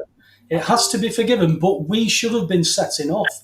If we'd have set off, we'd have flattened the national debt. If we'd have been balancing the books, we wouldn't have a national debt. That would mean there would be more revenue for people, which would be bigger infrastructure, more businesses, more revenue, more jobs, more revenue. I didn't see a downside to it unless you want to steal the wealth of a nation and collapse the economy. And that's basically where we're at now. You know, the Americans, since the petrodollar contract didn't get renewed, they're printing money like mad. They're going to collapse. And if that dollar goes, mate, we go into BRICS, all of a sudden, central bank digital currency with the digital ID is right on the cusp. To get the digital ID in, we're going to be in a lot of trouble, Brad. Yeah, I think there's massive evidence to suggest that after the American elections, there's going to be a recession coming within the first quarter. Yeah. Because the dollar, even though the Americans talk up their economy like they're the best in the world, how can you say that, right, when your debt is just going up and up and up? You know what they say about bankruptcy? If you cannot pay your creditors as and when they fall due, you're bankrupt, right? America's been bankrupt. In the UK, it's the same. But yet, you know, we're AAA rated. I think it's because it's not about what wealth we've got, it's about the liquidity. So if they take the working population, that's what they're backed by. That's it. It's only backed by them. We don't even make anything. We're a consumer society. We don't manufacture. You know, like when Hitler took over Germany in 1933, they were in abject poverty. All of a sudden, within 6 years, everybody's at work and they're one of the second biggest superpowers. How did they do that? They stopped the central bank and they printed their own money. They had their own engineers. Everybody wanted their science and engineers. Well, you pay for it in gold. Well, that's how they became. Hitler flattened the books. It's never been done since, never been done before. The only time America balanced the books was when Lincoln said, we'll sort ourselves out, we won't borrow money. And they Lincoln. Yeah. That's the only time the Americans balanced the books during the Civil War. All right. That's the only time they balanced the books. And then I forget whether it was Andrew... No, can't remember which president it was that said, "There you go. I've given you a banking system for as long as you can hold on to it."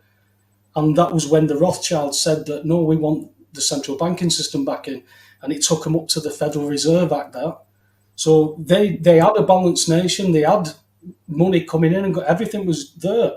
They could have had that American dream, and then it was after the war. Question, right, because this really intrigues me. Can you think of another system, right, by the sounds of it, you guys talk about this sort of stuff quite a lot, to fiat currency? where basically the banks are allowed to create money as and when they see fit. If the Treasury, if the Treasury printed our own money, we wouldn't have that problem. We wouldn't have to rely on the banks. If the Treasury was doing our own currency and we weren't relying on banks and being charged for it, it's because I don't know how they work it, whether they say they buy bonds that are backed by us or what, but they're buying it with pieces of paper that they're printing. So where is it? There's nothing. How would you create wealth though? Then, though, that's the bit I don't get. Well, the wealth. Look at what they do with the paper money. They take paper money and buy physical wealth. Yeah, don't but let's just say they start with number one now. Yeah, £1. How does that £1 then get distributed to, I don't know, 100 people? How do you apply the worth to it? You can, if you're living in a debt-based economy like what we have. I always said, brothers, the system that I woke up in, it isn't. It is, considering it's a debt-based economy. If we acted correctly, it would work for us in our benefits. If we acted as creditors and not as debtors, we would be setting these bills off. The Treasury would be managing the accounts better. The Treasury should be printing our currency, putting enough money, paper money into it without affecting the actual wealth. We did have gold until Gordon Brown sold it all. One of my local councillors seemed to think, I forget how much tons of gold he says, that's in the Bank of England. Bank of England is, as you well know, it's not public, it's private bank, it's not our gold. All our gold's gone, it's been sold. So we only have, the only worth and wealth that we have is the credit of the labour. And since COVID, all we've got is all the middle class have gone, but basically they've been attacked. All the many businesses have gone, many jobs have gone. We don't make anything. We have pound shops, we have charity shops, we have nothing else. We can see everything's closing in, but it's when it gets to that point and people can still go to the chippy, people can still go to the pub. When they can't do that and they can't put the gas on, that is going to put people into a position where they've got to act. And most people aren't going to act very well. No, I get that bit. Yeah, because I think, to be honest, we've got a bit of a request for StreamYard here, Paul, in the chat. So just keep your eye on StreamYard. I think someone else wants to come on.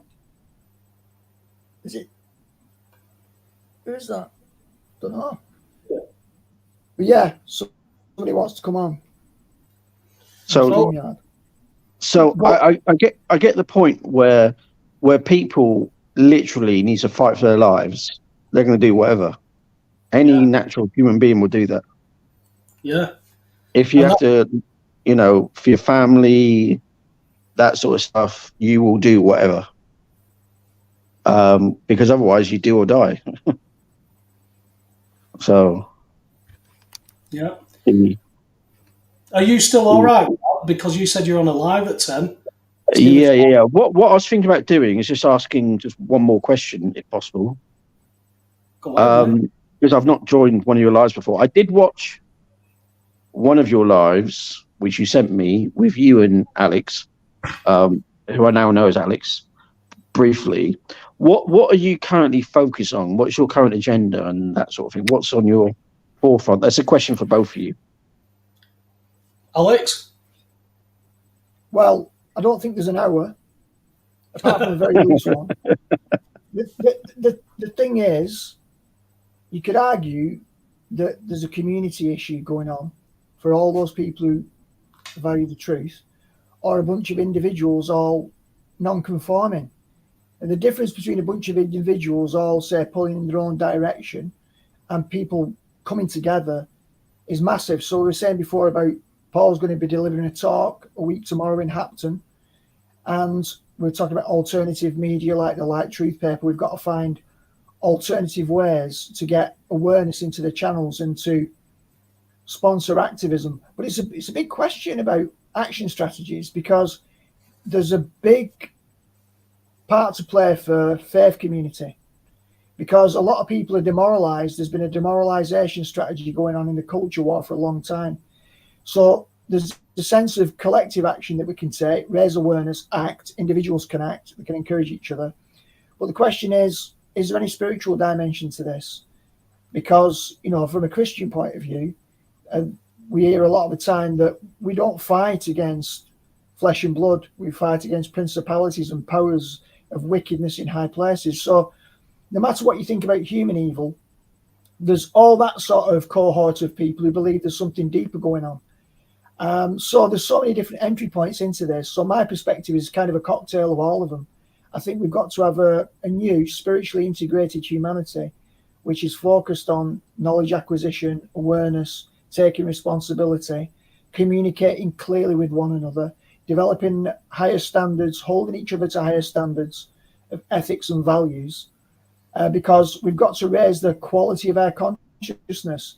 For too long, we've been pacified with weekend sports. Do you remember when it used to be all the stuff with Dickie Davis and World of Sports in the 70s and 80s and Grandstand, and it's taken off from there. Sky have got contracts and everything, wall-to-wall entertainment with sport, all the way through the weekends, Premier League fixtures, Championship fixtures, League One fixtures. So we are being anaesthetised, and there's always something to do that keeps people passive. So for me, as long as we can shake people out of non-conformity, into non-conformity from conformity, that's the core business, however we do it. For me, I wouldn't Can I, Paul, sorry, can I just ask a question? One question on that. Does that basically mean anarchy or protesting, or what does that mean? Not protesting. But personally, this is what we started with, the question about the distinction between activism proper, which can take many forms. We've seen it in the Arab countries for a long time, there's certain types of extreme activism. Or do we raise awareness? And this is a fundamental question. Now, personally, I'm going to name the colours to the mast now. I think we all have to become activists, but not in the classic stereotype sense, which makes us all easy to pick off by the state, because that's what they're looking to do. So I think we need to raise our personal awareness about state of the world. We need to improve our level of personal equipping. So we need to have knowledge. So whether it's entry into a court system or whatever it is, but we live in a specialized culture. So we've tended to rely on specialists, trust the science, trust some specialist who it doesn't happen to be yourself. We've been lazy for so long in this, and it's kind of caught up with us now. So we've all got to become our own personal expert, stand in our own personal authority. We'd call it sovereignty, for example. So we've got to encourage people to walk their own path of sovereignty and to become empowered. Because if we've got people, and I've used this before, and I don't mean to be disrespectful, but humans are so-called in the class of primates, and we're higher order primates compared to chimpanzees, gibbons, gorillas, and the like. But we're capable of operating like chimpanzees, gorillas, and the like. And we'd still be primates. So I think it's time for us, like we started at the beginning with Paul saying, it's time to grow up. Well, what does that involve? Taking responsibility, having a much broader view on life, and stepping up, taking responsibility. So it's not easy. I agree with you. It's not easy. Down to us. Raise our own awareness, raise our own level, and act. Yeah. I agree with you. It's not easy. 100%, Alex. Paul, sorry about that. Yeah. No, I'm just saying I've not got an agenda anymore, Brad. I mean, 10 years ago, I wanted to grab everybody by their ears and headbutt them with every word of the Bills of Exchange, because I was called a nutter, I was called names, I was called all kinds, mate. And then all of a sudden, I did a second gas video in September 21, and then all the prices went up in April, and I got leathered. My video stream got leathered.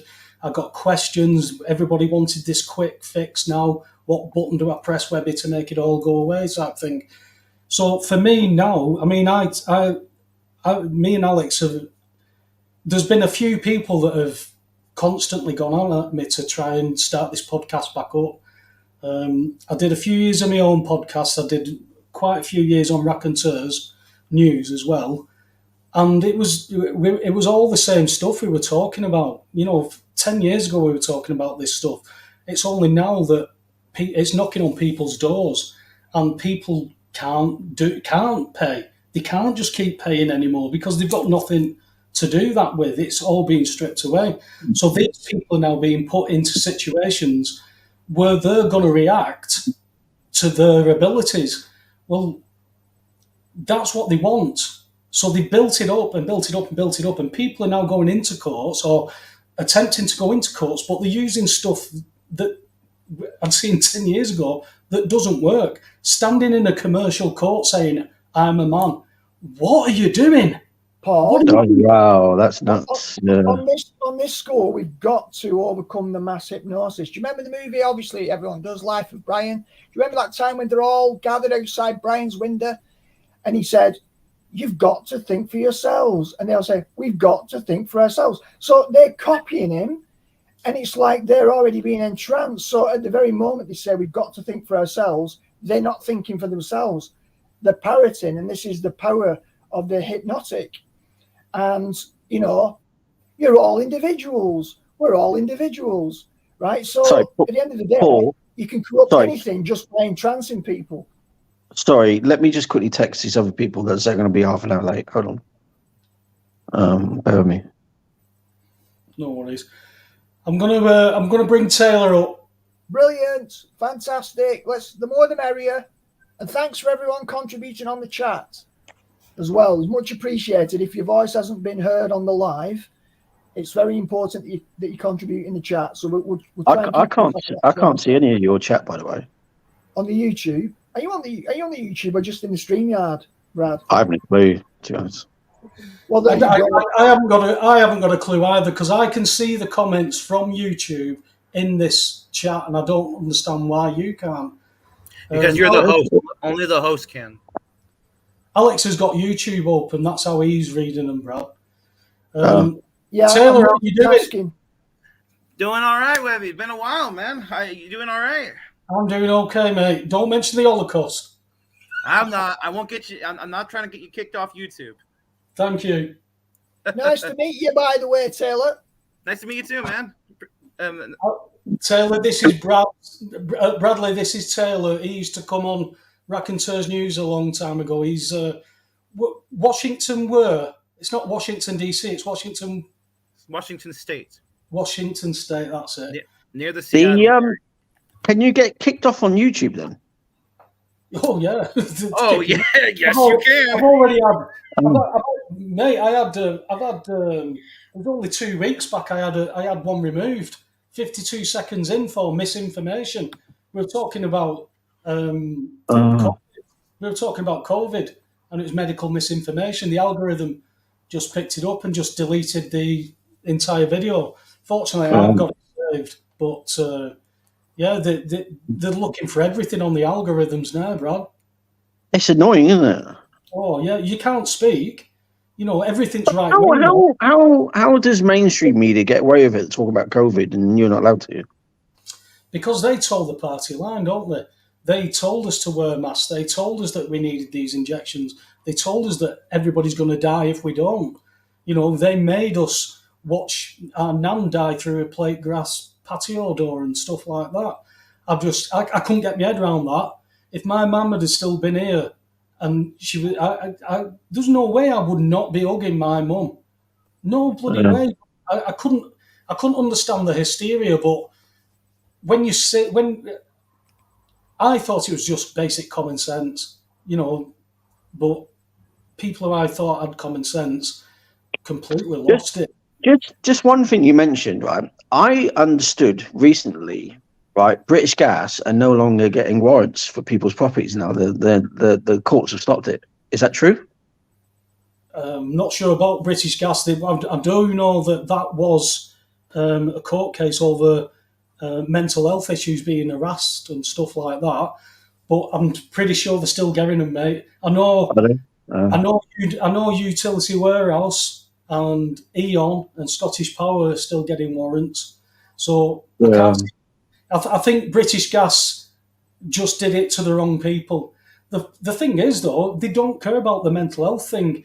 you've got some of these companies are signed up as like, what were they called, Alex? Not mental health advocates, but they have a policy for mental health, don't they? Well, when you have a policy for mental health, you also exclude people on it, and it's like, yeah, we're going to look after everybody who's it, but we're not going to do anything. The ironic thing is the law hasn't changed, and I don't understand why that it hasn't been changed, because British Gas use warrants, which are basically effectively illegal. And I've never had the opportunity of another client like Peter. He wasn't a client; he wasn't paying me. Yeah, I was doing yeah. for free. No. Where someone was willing to take it to court. I've never met another person, because I would have loved to win that case, because we were spot on. Mate, I said to Pete, I said, all you've got to do, Pete, is take that gyro. When you say, why should this stay in place? You turn up and you say, well, I've been trying to settle it through the Bills of Exchange Act using the instrument that they've issued to me. And I thought, we're going to do this, we're going to do it. And then after that case, that was when the courts, my shut everything down, that, mate. My argument was totally different from that. I know Peter mentioned it to me. But my argument was totally different. We would have nailed it, but unfortunately, become unwell. What was you were arguing though? Was it about the sections of the statutes they were relying on was about health and safety, that sort of stuff. Yeah, for the warrant. In regard to the warrant, in terms of the billing, that was again a separate argument down the line. But it's a bit like water. It's another great one. Yeah. So I would have said the argument for the health and safety issue. I mean, with mine, when I was in court, I said, look, if this is about the warrants for health and safety, forced entry warrant, you could turn to whatever page it was in my bundle. I've invited British Gas to come and check everything and replace like for like, but you're not putting a pay-as-you-go meter in. Then, now, for that, if there's no health and safety issue, they can't force entry, because then they've got to say, well, you owe money. Well, that was it. Pete's injunction paved the way for both remedies to come together. It did. Remedies to come together. It's such a shame. Do you know what? An interesting one that I would love to see somebody do with regards to gas and electric. So, for example, they say the meters are our property. Yeah, fine. Everybody can accept that. Yeah. So you get an approved engineer, if you can find one, to disconnect them, set them aside, and put your own meters in. How they could argue that you're basically stealing gas and electric? Well, the way I'd look at it is, legally, if you can get a qualified engineer to fit a meter for you and give you a safety certificate, they've not got a leg to stand on. Well, that's what I think as well. But the only problem that I see from that is they can't then generate a bill. And if they can't, that's what I understand the problem to be, is they don't know how to bill you, which is not your problem. Well, it is our problem, because if they can't say they all work correctly, so the gas company, I've put my meter in and I don't register it. The gas company cannot issue me a bill that I can set off, that HMRC can then lower national debt by balancing the books. They also, if I'm running a shop, can't invoice me for electric and gas use. So if I don't register the meter with a billing agent, I'm committing fraud against the taxpayer. When that meter's already registered, I don't care who owns it. That meter's registered. You give me a bill. When they refuse to accept the remedy, they're committing fraud against the taxpayer. Yeah, I wouldn't go that far or that deep, really. I've literally got to go very, very shortly. But my point being is, if you're using your own equipment, I would find it really interesting to understand So, for example, there's many different gas companies that get supplies from the same pipeline. How they understand who owns what in that pipeline? It's nothing to do with it, Brad. They are just revenue collectors for commercial and the agents for private. So it doesn't matter. It's the same supply. They're just different brokers. So British Gas, Scottish Power, E.ON. For the private citizen, for the home that isn't commercial, they should generate a bill. Attached to that bill is a joint gyro credit. That's But sets off. let's just say, for example, then I change from British Gas to East Anglia or whatever. Yeah. Mhm. How do East Anglia cut off British Gas and say we're supplying that house? They just sort it between them. Yeah, that's what I mean. It's so dodgy. It is, but it's because there's so much money in it. It's like if you've got British Gas up here and then you've got Octopus down here. Octopus are saying we'll give you better rates than British Gas. What they're saying is we'll steal less equity off you than what British Gas will. That's all they're doing. It's the same gas supply, but they're treating us as customers. If I'm a customer, I'm a debtor. And if I'm a debtor, I must pay. The bills of exchange has been pulled off the table. Yet all these bastards who live down in Parliament, Westminster, all who entered Eton, they're all taught the Bills of Exchange Act. They all know how to operate in commerce. Go ahead. Hey, listen, guys, I've got to go because I'm like 10 minutes late. All right, Brad. Very nice to talk to you guys. Sorry, Yeah. Taylor, we didn't have much chance to talk. Alex, I apologise as well, but hopefully I'll meet you guys again soon. Yeah. Nice one. Thanks for coming on, Brad. Fantastic. Okay, take care. Okay, God bless. Bye-bye. Okay. Time to step up. I nearly removed you then, Taylor. Time to step up, Taylor. It's your turn, pal. All right. Thanks. Sorry, I didn't want to interrupt you guys because you seemed like you were having a good conversation there, and I didn't want to come in and ruin it. But it's First of all, like I said before, nice to meet you guys. And over here and in Washington, or should I say over here in the USA, I can definitely say I'm not going to speak for England or the UK, Britain, whatever you want to call it. I'm not going to speak for you guys. But over here, things are it's on the surface. It's looking really bad, of course. I'm sure you know all about what's going on.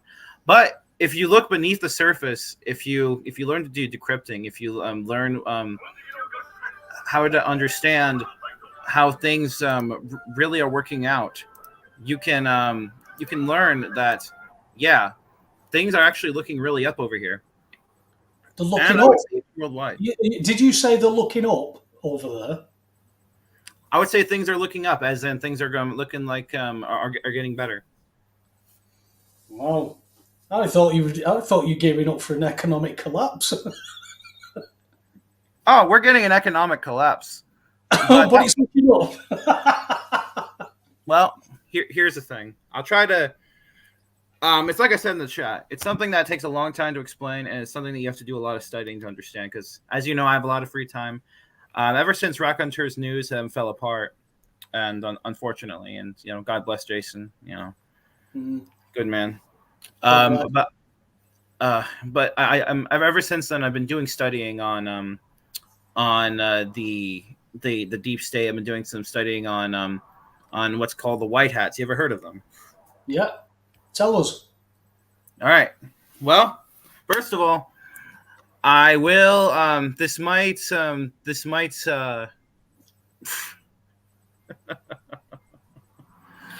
Okay.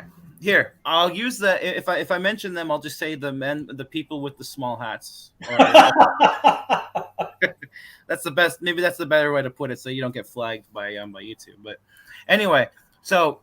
I know this is probably going to cringe a lot of people. This might be, and you know what? I'm going to call this a hot take. Do you know what a hot take is? Hot take? Yeah. Hot Well, I'm going off to tell the you press? that. What? Is it hot off the press? No. What a hot take is stating something that a lot of people would disagree with and would probably piss off a lot of people. It's not like you've never done that before, is it, Taylor? Do it all the time, and I'm probably going to keep doing it because that's just how it goes. It's how you roll, mate. All right, so I've been looking into QAnon and Donald Trump. Okay. And I'm going to tell you this right now. At first, and I'm sure you probably knew this from our times talking right back on Raconteurs News, I used to be 100% against Trump. I used to be 100% against the whole Q thing and all of that stuff. After doing some hard work, and trust me, I've been reading a lot of stuff, watching a lot of videos, and I can safely say now that it's all real. It is all real. And I say that with absolute confidence. And I wouldn't be, and the reason why I wanted to come on, first of all, it's not about that, but that is one of the main things I wanted to talk about. But first of all, I wanted to apologize for anyone who's in the chat who got upset with me using Jason's name on Rumble during my interview I did a couple days ago. Do you know about that, Webby? No. So basically, my Rumble channel is named Jason Holmes. I made that a few years ago. I mean, a couple of years ago after Jason passed away. I named it that because I wanted to like keep the spirit of Jason alive, so to speak. But then when I was in a new video, because Jason inspired me, he really he helped me to learn a lot and to get into this stuff, and I'm really thankful to him. But when I used his name, a lot of people got pissed off. Like Paula, she emailed me saying that her and some other people got really pissed off about that, saying that I'm mocking his name and all that. And, personally, I don't agree with it, but I understand, but I can see where they're coming from. So I told her I was going to change the name. Unfortunately, Rumble does not let you fucking change your name. They do not let you do that, which annoys me a lot. So what I'm going to do from now on is I'm just going to, whenever I'm in StreamYard, I'm going to tell the host, if I'm a guest on someone else's show, I'm going to make sure that my name is set to what it is right now, or the Raconteurs Report, which is the podcast that I've started. I came up with the name from first Raconteurs News, and then the report section actually comes from you, Webby, the Webster Report. So I kind of merged both names together. Because I think you both have inspired me and taught me a lot. Somebody in the chat room said Jason was taking the piss out of you, but you and Jason had a lot of private conversations, didn't you? Absolutely, yeah, we did. He's a good guy, yeah. And Denny takes the piss out of me way more than Jason did. Well, Denny's got nothing else to do in his castle in the Black Country, in the Black Forest, shooting cats from his turrets with his bow and arrows. Yes, he's in the feudal era. He's using bows and arrows and shooting them. He'll always be the same. So anyway, Q. So you're telling me that JFK Jr. is going to make an appearance soon? Okay, first of all, thank you for bringing that up, because I just want to clarify. Q never said that JFK Jr. was alive. That was random anons who made that up and misinterpreted something that Q said, but he never said that JFK Jr. was alive.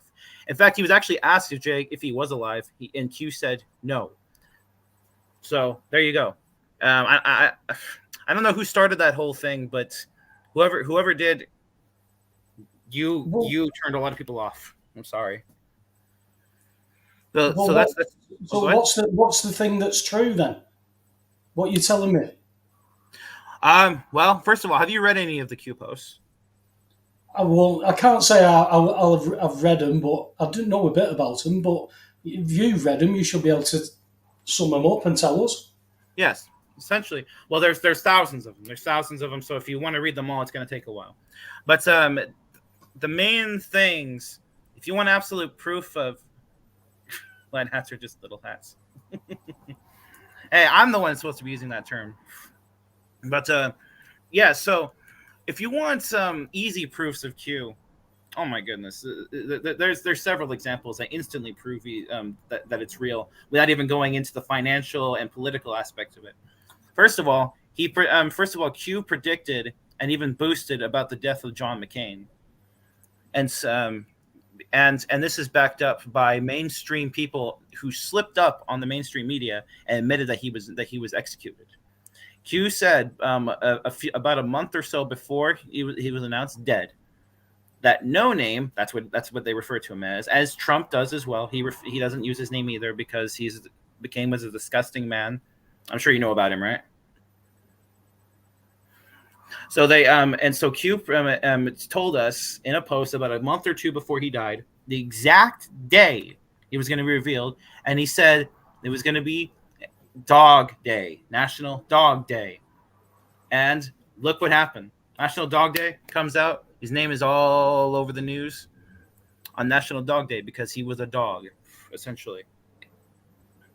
So, and So what's occurring then? So Trump's involved in this. What are you telling me is going to happen?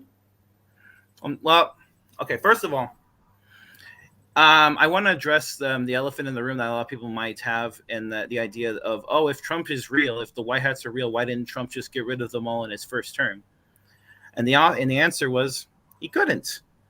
Think about it this way: if you're a dude that's pressed that's placed in a political office, and you have and your whole party around you, like everyone around you in your political sphere, is against you and trying to sabotage you, what can you really do overtly? The first thing you have to do is take care of the people trying to subvert you. And that's exactly what the first Trump administration was all about. Trying to take down the neocons and the Rhino Republicans. Okay. Sabotage them. For example, John McCain, Dick Cheney, Donald Rumsfeld, all these people are gone. Because you know what the funny thing is that as soon as Trump announced his candidacy in 2015, and he was right on their escalator, all of the neocons show their true colors. They control the Republican Party since the 80s, when they left the Democrats and announced they were going to become Republicans. You know, they announced they were reformed and all of that. And you know, they were Jewish Marxist far lefties. They joined the Republican Party, and the party openly accepted them because it's like, oh, these guys are big names. If they join us, that'll give our party some more movement. People love us. They trust in them blindly on their word. And then, of course, they're the same guys who gave us 9/11. Of course, these are the same guys who put Bush in office, and these are the same people who, when Trump announced his candidacy and he was running in 2016, they all jumped ship and immediately rode on the Hillary Clinton train because they assumed that they could rig the vote enough to make Hillary win, as they always did. Turns out it didn't happen. So what happened was, once these guys got exposed, bye-bye, neocons. No one trusts them anymore. Their magazines, no one buys them anymore. They're not in the media anymore. No one talks about them. Because that's what happens when you show your true colors. You go bye-bye. And this went throughout his administration. John McCain was the top one who was trying to subvert him. He was the one that stopped Trump from repealing Obamacare. And he openly admitted that. He's also the one who, along with Hillary Clinton, worked on the Russia hoax. Yeah. Well. And so Trump said in an interview, he said, I'm being nice. I'm being very, very nice. But there comes a point where I fight back, and you're not going to like it. And that's what happened. He hated this guy so much that he had him executed before the line of execution started rolling out. There's this thing called Executive Order 13818. He passed it just after McCain quote unquote passed away. Yeah. This act made it, and by the way, this has been extended by the quote unquote Biden. It's not really him, by the way. It's a guy in a mask. If you want proof of that, just oh my god, there's this good ass hour and a half long video. You should watch that. 10 proofs that we are living in a movie. The last 4 years, ever since January 6th, when Trump invoked the Insurrection Act, that was the whole point of January 6th. They allowed the election to be stolen on purpose for multiple reasons. The first being that they wanted to draw out the Antifa and the quote unquote Republicans who were trying to subvert the Constitution. They wanted to draw them out into the open, and secondly, they wanted to openly show that the media was telling lies about the election. Operation Warp Speed. Yes, let's talk about Operation Warp Speed. Okay, everyone likes to cite Operation Warp Speed as something against Trump, and I did as well for a good while. But here's the thing: what people don't understand about Warp Speed. Did you know that Warp Speed actually saved us, not hurt us? And I'll explain why. Operation Warp Speed. Well, okay, hold on. Let me back up a little bit. You're going to have to back up a lot here because he rushed those vaccines through. So he's still a vaccine man despite anything. I'll explain that. Let me back up to talk about COVID for a little bit. Are you fine with me using that word, by the way? I'm not arsed, mate. All right, fair enough. So the COVID-19. So the agenda was we were supposed to have 6 years of Obama because he was groomed way back for decades. He was groomed to be the big boy, to come in and basically prepare the scene, prepare the world stage for Hillary to come in and finish the job in her 8 years. It was a 16-year plan. Because when Obama left, obviously it was a big mess. There was 3 big World War III hotspots ready to go. In Korea, with the North and South, you had Ukraine, and then you had Taiwan. And those were all hotspots that Trump. Oh, and Syria. I almost forgot Syria. Trump deactivated all those hotspots in his first year. He deactivated all of them. He became. They were planning for us to be in World War III. So Trump went to North Korea. He talked with Kim Jong-un. We settled down and had peace. We're not peace with them. With Taiwan, Trump sat down with Xi Jinping. Same exact thing. With China, with Syria. People like to talk about, Trump bombed Syria. He bombed an empty field, and he let Putin know that was going to happen beforehand. He bombed an empty field in order to have the little street cred, showing, oh yeah, I'm one of you guys. This also goes into why he constantly praises Israel. Gives the street cred. I love Israel. I love Israel. I love Israel. But in the background, he's actually subverting Israel and the ADL and every one of its connected institutions in every single way possible. There's a reason why Israel is on its ass right now and can't manage to do anything. It's because of Trump. While at the same time, he keeps on coming out with this outward rhetoric in order to make the Marxists and the Zionists love him. But at the same time, half of them despise him. So you have now the ADL fighting against itself. You have all of these big companies, these small hat companies that have been subverting us for decades, for a century, now fighting against itself because they're mixed between people who love Trump because they fall for the rhetoric and those who know the truth and they hate him. But back to COVID.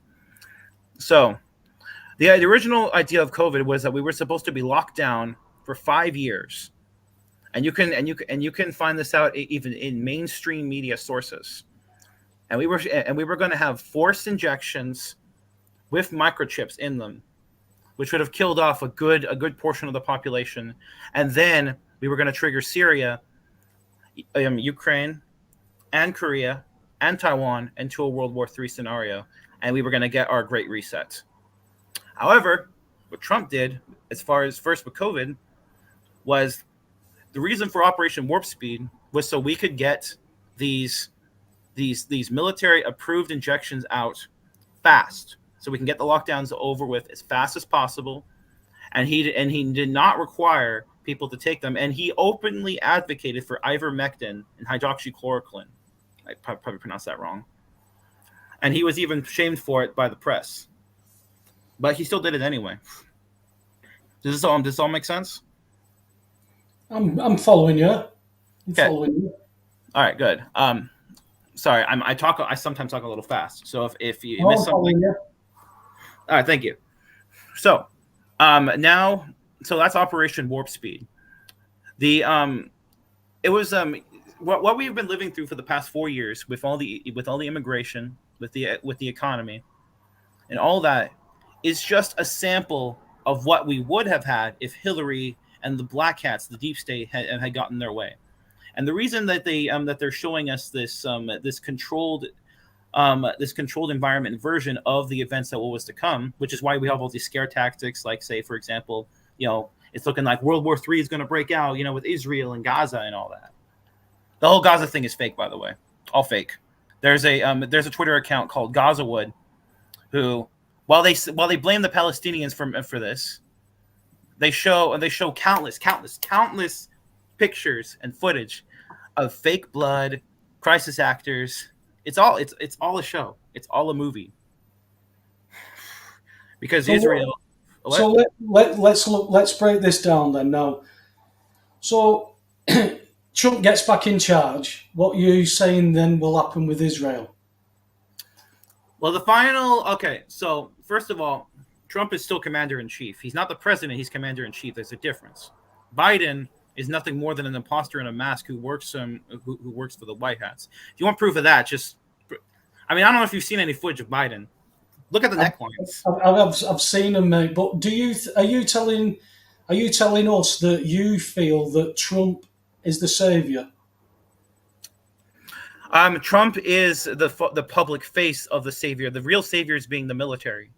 Because let's be honest here. At the end of the day, the military were the only ones who were going to be able to solve this problem, because the people were never gonna do anything. And this isn't the first time that there has been a military subvert or overt takeover. This has happened in many Latin American countries. Chile, for example, in 1973, where what's his name, Peshna, or I can't pronounce the name. Venezuela more recently. Say again? Venezuela more recently. Yeah. So essentially, when this has happened countless times over the last century or so, when a country is about to go full-blown communist or Marxist, the military says, "Okay, we've had enough. We can't deal with this anymore," and they have an overt takeover. But the problem with doing an overt takeover, and this is what a lot of people want to see. They ask, why don't they just go in guns blazing and kill all the bad guys and take over? Well, it doesn't work that way. You can physically do that, of course. But the problem with doing that is that half the country is not going to go along with it because they're too brainwashed. You'll end up with a civil war where countless people will die. And even if the good guys win and they put their boys in office, it'll be just like Pinochet. That's his name. Yeah, Pinochet in Chile and countless other countries. You'll have a good country, but the people will have never accepted it, not in their hearts and minds. And so eventually they'll just go leaning far back leftwards again anyway.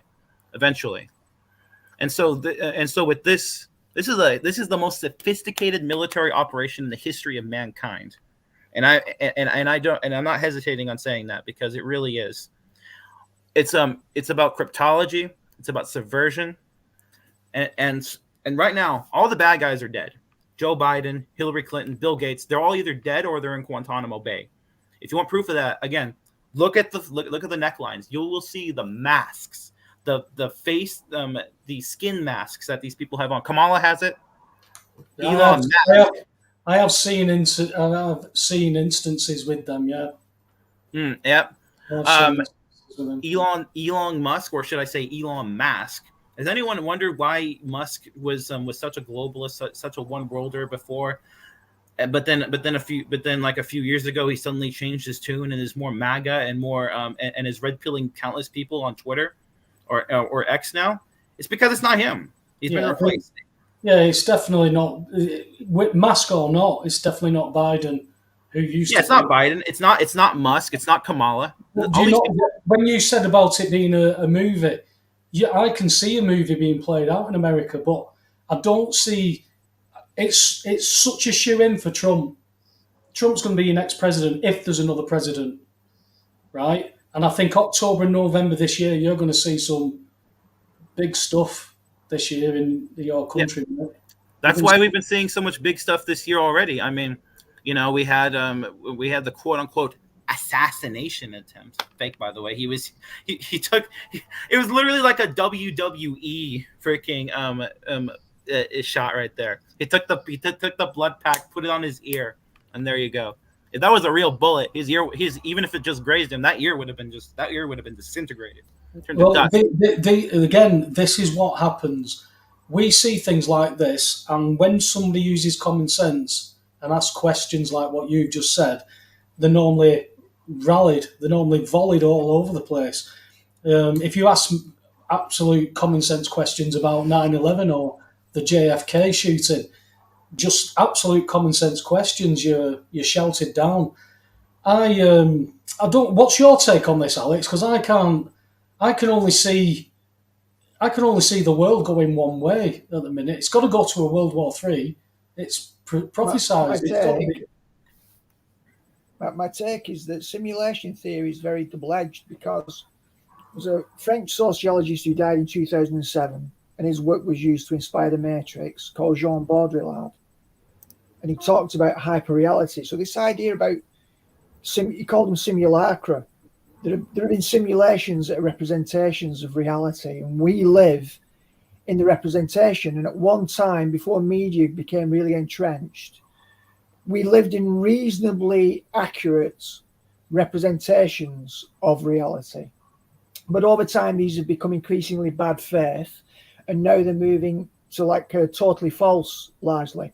So the second Star Trek movie that they did with Picard in was called Insurrection, where they moved a bunch of planetary inhabitants off an island through a holodeck, and it was all a simulation. So the thing about that is, I think we can make a strong case, and theoreticians have suggested, that we do live in a matrix-like construct now, which is a largely distorted representation. And most people are living in that hyperreality. Time speeds up, everything changes, but it becomes real. It displaces former notions of reality. The problem with that is it's very difficult then for anyone to verify what's real and not real, because all you've got is a report. And when you've got a report, you can't test it yourself. You've got to trust the source or be skeptical of the source. Now, because most people are not journalists digging very deep themselves, they either decide to trust the source or reject the source. This is why the left and right are so polarized, because every right-wing source is rejected by the left. Every left-wing source is rejected by the right. Never the twain shall meet, highly polarized. So it is a simulation, but the problem with the conclusion that we're living in a simulation is, how do we get out of it? It's a problem with the Matrix. Well, I didn't finish. I was getting to that. But you know, I didn't. Of course, I don't want to keep talking on and on and on and not give you a chance to talk. But do you want me to get? Do you want me to answer that, sir, right now, or do you want me to get more to? Yeah, why not? Crack. Yeah, answer it directly. That'll keep people engaged, I think. One second, Alex. We're 2.5 hours in, just over 2.5 hours in. Are you still okay? How many people are still watching, Paul? 47. Well, there you go. Proof of the pudding. It's not gone down. So yeah, if you come back to us, Taylor, with a direct response on what I just said about the simulation, because I hear what you're saying. But yeah, so what's your comeback on that then? Okay. So, as I said, yeah, like you said, we've been in the simulation ever since January 6th. And the whole point of this operation is to wake people up. Because there's a good phrase that Q came up with, or maybe he didn't come up with, but he used it, is you can't tell people the truth, you have to show them. And that's exactly what the last 4 years have been about, with the massive onslaught of immigration, with the World War III scares, with the nonsense of quote unquote Biden and the evil Democrats and the far left. Because if you notice, look at the last few years, the far left has become so overtly stupid that it's comical. Yeah. Now, the deep state before, they were getting very sloppy, of course. I mean, 9/11 and Sandy Hook and all that, but not to this level. It's almost comical, and you can tell that. And you know who AOC is? Yeah. AOC is a white hat, a far left actor playing her role. And her role is to expose the lunacy of the far left. Same with several others at this point. As far as how this movie is going to end, well, it's going to end next year. And I don't have the script. I can't tell you exactly what's going to happen for a fact. But going by the evidence, and it's looking more and more like this is going to happen as we get closer to November, is that what's going to happen is that the election will be stolen again. Of course, on purpose. But this time, because more and more people are awake now. The majority of the public understands about election fraud and deep states and stuff like that now at this point, at least over here. I'm not sure about over there. But and so what will happen this time, it'll be so obvious that the military will be able to do overtly, publicly, what they already did back in 2021, which is to override this stolen election, go into the White House, and say that Trump is the rightful president, which again he's already been commander in chief the whole time. And so this was always an 8-year plan. Q said this was always going to be an 8-year plan, starting back in 2017 when Trump had his first term. He had his first term, which was more to get rid of the rhinos and the dangerous players, because you can't have this reenactment of what was going to happen without all of the evil players taken care of. That was what the first four. That's what the first 4 years was all about, up through 2021, getting rid of all the big, giant, disgusting players like Hillary Clinton. You remember back in 2018 when John McCain and Hillary Clinton had that ankle brace? I'm not sure if you remember that. Yeah.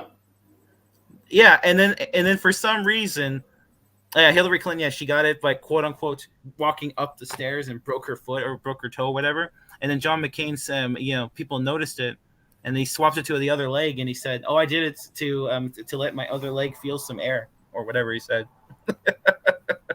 That was those were not bracelets; those were tracking devices. And the point is that these people, people talk about, why wasn't Hillary arrested as Trump said he was going to? Well, Q didn't say that Hillary was going to be arrested. He said detained, and she was detained. And after they were done with her, they executed her. I am very certain that she is just like Biden, gone, dead, or at the very least in Guantanamo Bay. Well, I've heard all what you've said there about, especially about the likes of Clinton, Guantanamo, McCain being executed. I've heard all that, and I have seen the ones with masks, and it makes you wonder why's that one got a mask on and that type of thing. So again, it's plausible. It's raising reasonable doubt. Now, as you just said, you can't say for certain, but there's something not right, and America is definitely on a different path to what they were on. The rest of us are catching up. Australia is way ahead. Australia is like way ahead with all the legislation and stuff. They've actually got common law and everything, but it's gone. It's all legislative. It's all civil law. You see it now with Canada. You see Trudeau passing all ridiculous kinds of laws. It's starting to happen here now. Everybody who's protesting about immigrants are now right-wing, far right. Keir Starmer said these people who are turning up and protesting are far right and they need to be dealt with. But the same far right people were turning up for the BLM and Antifa, and he was supporting them. These people, we've had local areas decimated. People have set fire to their own bloody areas. Look at what happened in your country, Taylor, when they set fire to all the business district. All the businesses went, and then they wondered, I can't go and buy stuff from the shop. Why? You're talking about the BLM riots. I burnt it down last night. You're talking about the BLM riots in 2020, right? Yeah, and that was what. What do they call it, Alex? Where it's like a fire sale, because once they'd burnt the entire business district down, contracts had to be renewed tendered for complete new infrastructure. So people bought land for nothing, just like they've done in Hawaii. We see that there's a definite push going here. I can't quite see how it's going to play out for what you're saying, though, Taylor. Well, you're going to get a false dawn. I think you are going to get a false. False World War III scenario. A false salvation. We're already in World War III. Somebody in the chat group said it's a spiritual war, this. Yeah. But it's going to culminate in the Zionists and the Muslims fighting in Israel. That's where it'll culminate. Talking Now, about the famous quote from what's his face? Forget his name. Albert Pike. Albert Pike. Okay, yeah. I just want to mention that real quick. I've actually tried looking into that, and I have not been able to ever find the original source document for that, proving that he actually said that. So that could actually just be something that's something that You've someone not seen the letter. You've not read the letter he sent to Manzini. Sent to who? Nelzini? Giuseppe Manzini. He was the head of the mafia and took over from Adam Weishaupt. Took over the Illuminati as well. Yeah. So he wrote to Giuseppe Manzini, telling us 3 world wars. He told us what the First World War would be for, the Second World War, and what the Third World War would be. And it'll be the Muslims against the Zionists to usher in a one world religion. And they want to get rid of Christianity. It's an attack on Christianity, that. They want to eradicate Christianity. So for me and Alex to say that we're Christians, that won't be enough when this new world order it gets a one world religion in place, and that's got to happen. It's prophecy. We're watching it being played out. The interesting thing with Israel right now is they've killed one of Iran's top generals. They killed one of Hamas's top people. So Iran, who support Hamas and Hezbollah, they're not happy. The Arabs around Israel aren't happy. So when we see Israel surrounded by its enemies, there's only Hold on. there's only the UK and the US that are actually supporting Israel still. And people are getting this wrong because they're trying to support Israel because they believe Israel is God's people. Well, flying that flag with that star on it doesn't show me that you are supporting God. That's a star of Remphan. That's Moloch worship. If you're using that symbol, then you can't be looking after God's people. So there's something again. There's a lot of mud in this water. You mentioned Syria. When Syria, there's going to be a big clue. If Damascus gets razed to the ground, Damascus is no more. Then you need to start seriously looking at what prophecy is saying. I can only see it playing out that way. Well, first of all, let me just address what you said. How do you know all of that is happening? That's what the mainstream has told us is happening. That's what the so-called Congress and other people have told us is happening. Is that really what's happening though? Because we're not over there. Well, I speak with independent journalists who are in Syria, and they were telling me back in 2014, the BBC were telling me it was a civil war in Syria. Yeah. And I knew it wasn't a civil war. I knew it was an insurgency. I knew that we and the US were supporting ISIS, funding, arming, and training them to enact a regime change in Syria. Yeah, ISIS is Mossad. ISIS was Mossad CIA. And guess what? Guess what? Another proof that Trump was a good guy. It's because of Trump that the ISIS is gone. You notice that ISIS disappeared? It's because of Trump and Vladimir Putin.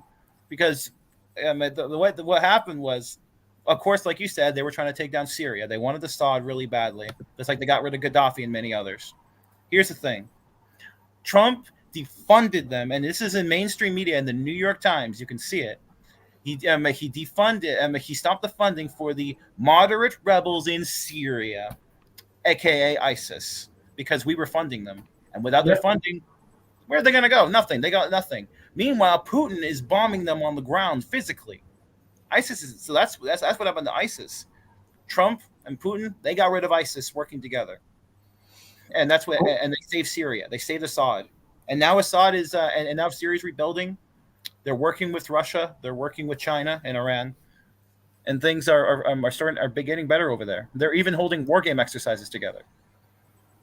I think we'd benefit from pulling some of these strands together to make it coherent for everyone in the chat. So I'll try and do a job of summarizing this a little bit. If you're looking at reality and simulation, you can basically get from reality to simulation because simulation is a copy. It's like an artist doing a representational copy of a scene. So you can get from reality to simulation. You can't get back from simulation to reality. You can attempt to reconstruct what that reality might look like, but you're dealing with profound levels of uncertainty if you deal with things at the level that it's projected on the screen. So what human beings have to do, because they often don't have access to the primary sources themselves and they have to trust journalists and others, is they have to kind of construct a picture to make sense of the phenomena that they see with their own eyes, while holding on to a potential reality that it's supposed to reflect, knowing that it often doesn't reflect that reality. So they've got this chronic tension, this uncertainty. This is why humans need to create stories. Now, people sometimes laugh at stories, they mock them because they say, well, that's just your story. But really what that means is that's your interpretation. That's the way you've taken the jigsaw pieces and put them together so that your mind can relieve any cognitive dissonance, because there's a disconnect. When we see things presented at one level on a screen, and yet we know that there's a reality that it's not quite gelling with, it puts us in cognitive dissonance. And then what we have to do is concoct stories, weave stories that enable us to reduce that tension. So it's always constructive to produce a story to give an account for the facts, particularly the facts that we can't see with our own eyes. We have to try and project behind the scenes to extrapolate and try and work out what the picture is. That's a very constructive exercise. We've got to try and speculate about what's going on behind what we see projected on the screen. So we need our stories, and we all live in stories. So it's not reality or simulation. I thought it was a yellow submarine we all lived in. No. Well, it might be. And if you want to live in a yellow submarine, Paul, that's you can orientate your whole existence from the point of view of believing in a great yellow submarine. That's cool. As long as you can sell that story to others and they buy in, it doesn't matter. That's the point. Even with the gospel for Christians, spreading the gospel, because there it is in Matthew 28:19. They're having to weave a story together and you need to get buy-in. A salesman trying to sell you a television needs to convince you that that TV is better than the one next to it. So we're all trying to procure buy-in at all points. We're all trying to sell our version of the story. That's something we should continue to do. We should be passionate about our stories. We should fight for them. And we also have to realize that if our stories are robust, they'll be able to put up with the criticism that's thrown at them. Well, that was part of this podcast, was to get people to come on and tell us their story of how you got to this point. I mean, I know you jumped straight into the deep end, Taylor, but we want people to, there's so many people that understand the lies of this world, but not many people think beyond that, because this world makes it so busy. I certainly didn't. And it was only until I had that experience where that voice woke me up that morning. It is finished. Oh, that was Jesus. Why would I say that? No idea. But all the lies of this world pointed me to a very unique thing that said, I'm the only way out of this shithole. There's only one way. And all these liars went, that's wrong. And I just went, I've never read this. I'm going to have to read it myself. And all of these lies opened all that path for me. If I'd not learned all the lies of this world, I'm not sure I'd have even been able to see the truth. And then, it's like we've said many a time, Alex, that, I've seen people going through some really, really tough times, people who don't believe in God, people who believe in raising vibrations and stuff like that. And then as soon as they go through the tough times, what's the first thing they put out? Oh, please, God, help. Because when you get to that point where you've got nothing left, how many conversations have I had with you, Alex, where I woke up and gone, oh, not again, I don't want to be here again. Waking up not wanting to be here is knowing that this world is just full of shit, full of liars, full of evil. And then people go, oh, you look on the dark side of things. There's lots of good in this world. Yes, there's lots of good in this world. But there's good. The good is the good just about outweighs what the bad is. But this world is just bad. You can have the better of two evils, can't you? we've been voting for them forever. You know, one's going to shoot you in the face, one's going to stab you in the face. Which one do you want to vote for? That's where we've been stuck. We need resilience. Hey? We need resilience. Yes. That's the one thing that we need more than anything, and we need solidarity. We need people to think and speak to each other and organise and not accuse each other, because we're never all going to get on with different things. There's, you know, I've got my remedy, but other people want to do something else.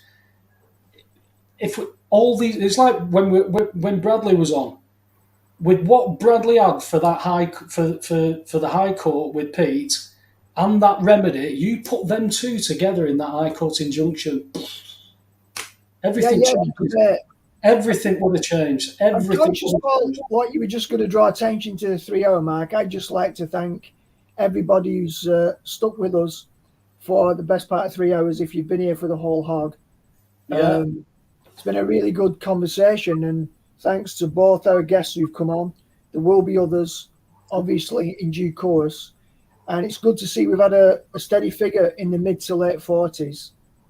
And if we can build on that every week, just adding a few here and there, people can share links. It's good to have you on, Taylor, from the United States of America, our cousins, and we appreciate you on the other side of the pond, and we thank you for the story that the way you've kind of reintegrated your personal story to align with what's going on in the world. And it's important that we keep doing this. And so it's great that everyone's joined in. People have been busy on the chat. I don't know if there's anything else you want to sum up, Paul, as well, or Taylor, if you want to say one last thing before we wind it up. Taylor, before I let you go, do you want to give us your Rumble channel and stuff where people can see your stuff? Sure. I just did an interview with actually it was a couple days ago. I did 2 interviews in one day actually. One was with Untold History Channel and the other one was with James Perloff. But before I do, I put a link in the private chat. I would very much like for everyone to watch this. This is not my video, someone else's. This is the video that solidified for me a while ago that the Q operation is 100% real. And if you have any doubt, watch this, and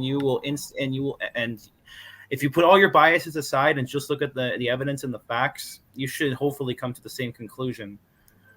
And it is an hour and a half, but it's definitely worth watching. And I will say is to show how well versed I am in this. I called RFK Jr. Giving up, quote unquote, passing the torch and joining Trump's campaign. I called that over a year ago, just like I called Ron DeSantis and doing the same thing because it's part of the movie. Once you study this enough, you know where the playbook's going. Obviously, like I said before, you don't have the script, you don't know exactly every detail, but you can pretty much get the general gist of what's going to happen.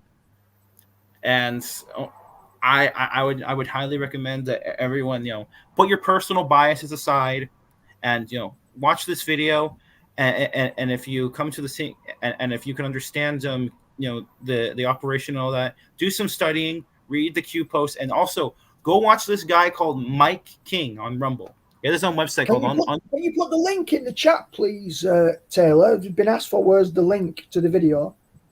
I have it in the private chat, but I can't post anything in the public chat because I don't have a spanner. Can you? Oh, well done, nicely done, Paul. There's the link for everyone. I'll get my channel. What's your channel though? That's not your channel. Yeah, so I know. Yeah, let me get my channel. Let me get my channel and I'll post it real quick. Or I'll post it in the private chat and you can put it in the public chat. Because, like I said, I would need a spanner to post links. Okay, mate. I'm not even tech savvy enough to understand how to give spanners out yet. I believe that it's like you just go to the chat, you right click on somebody, and then there should be an option to make them a moderator. I believe. Oh, it can't be that easy. Pretty sure it's that easy. Pretty sure. All right, mate. Well, I'll let you go. I'll put it in your private chat, and I'll put it into the I'll put your channel into the chat room. All right, mate.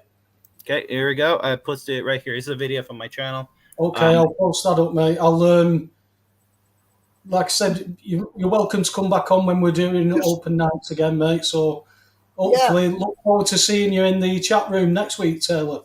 Nice to meet you, Taylor. Yeah. Nice to meet you too. You mind? Could you? Would you be okay with posting this one as well? It's the last. I'll sort it, mate. I'll sort it. Don't worry. Okay, thank you. I appreciate it. God bless, Taylor. Speak to you soon, mate. Yep, God bless, and nice to see you guys again. And nice to see you. Same to you, lad. Yeah. Same to you. Good to see you. Just to say, Paul, Dime Bar in the chat has said, we'd like it to be true, but it's way more than extremely unlikely that it's true. And I think a lot of people would concur. However, what's interesting about that is when we speculate and create stories to join the dots, any theory, any coherent picture which provides a visual image to other people gives them a springboard. Because, for example, if we don't speculate to some degree about the nature of reality and how things are, other people can't engage with it. So even our errors, even the distortion sometimes in our pictures, it's very rare that a picture is completely false. Often it'll have 60% truth and 40% imagination that's distorted or just doesn't have access to the facts. But that 60% truth is valuable in terms of integrating the frame. And you can always refine the 40% out. So I do take the point that Dime Bar is objectively correct with that statement, but we shouldn't just reject stories as fictions, because we've got to build our stories and chip our stories away and improve them incrementally, burn away the dross, try and get better stories that approximate reality, because that's reversing the process where hyper-reality over time ensured that we were living in a simulation. Truth was eroded gradually. So the point is we've got to get back via the same route. And one of the key ways to do that is to be embedded in our localities, really connecting with real people in real localities, having real conversations. And that was what lockdown stopped us doing in the pubs. So we've got to talk this stuff offline as well. We've got to talk it in the pubs. We've got to have these groups. You're going to Hapton a week tomorrow, Paul, and you're going to say it out there. So sometimes online, sometimes offline, to all your friends, share these links. That's what we've got to do. We've got to be relentless in playing our little part in it. But our stories do matter, even when they're not quite right, or even when they're quite wrong, because at least we've made the effort to try and paint a picture that other people can engage with. Thing is, we've got to have that thing called hope, haven't we? And if we can already see it, then there is no. Hoping for what we've already got is hopeless. So we have to hope for something better. And if they can convince us that we are in a matrix, we are in a simulation, and we're not, but they could convince us of that. You hit the nail on the head earlier. How do we get out of that? If you're in control of this construct and God isn't, that's what they're doing. We're in control of this. God isn't. Well, I've never been that confident, mate. Well, we've had a good stint. Yeah, that's 3 hours. I didn't think we'd do 3 hours, mate. But I'm glad. I'm so glad that people hung on as well to listen to it. You know, we touched 50. That's not bad considering we've not been on for years, basically, and we've only just started back up. Yeah, well, I'm humbled by the private messages and the comments that I've had. You know, for the show, it's the appreciation that people appreciate that we're trying to tell them something. You know, we might not have everything right, but Paul, if nearly 50 people can stick with us two boring geeks for 3 hours, we must be doing something right somewhere along the line. There must be something right. Yeah. Right, Alex. I'll speak to you offline just before we go, and so let's hear the jingle then. Sign it out with your gas. We certainly will. Absolutely. Come on, everyone, sing it right when the titles are rolling up. You sing the gas is free. That's your homework for next week.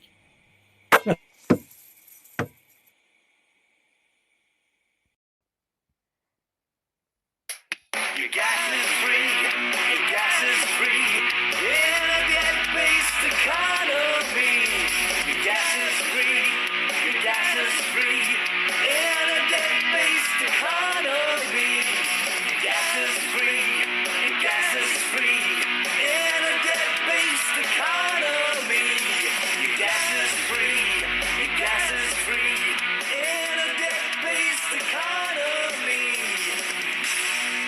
was the Webster Report with Paul the Gasman Webster.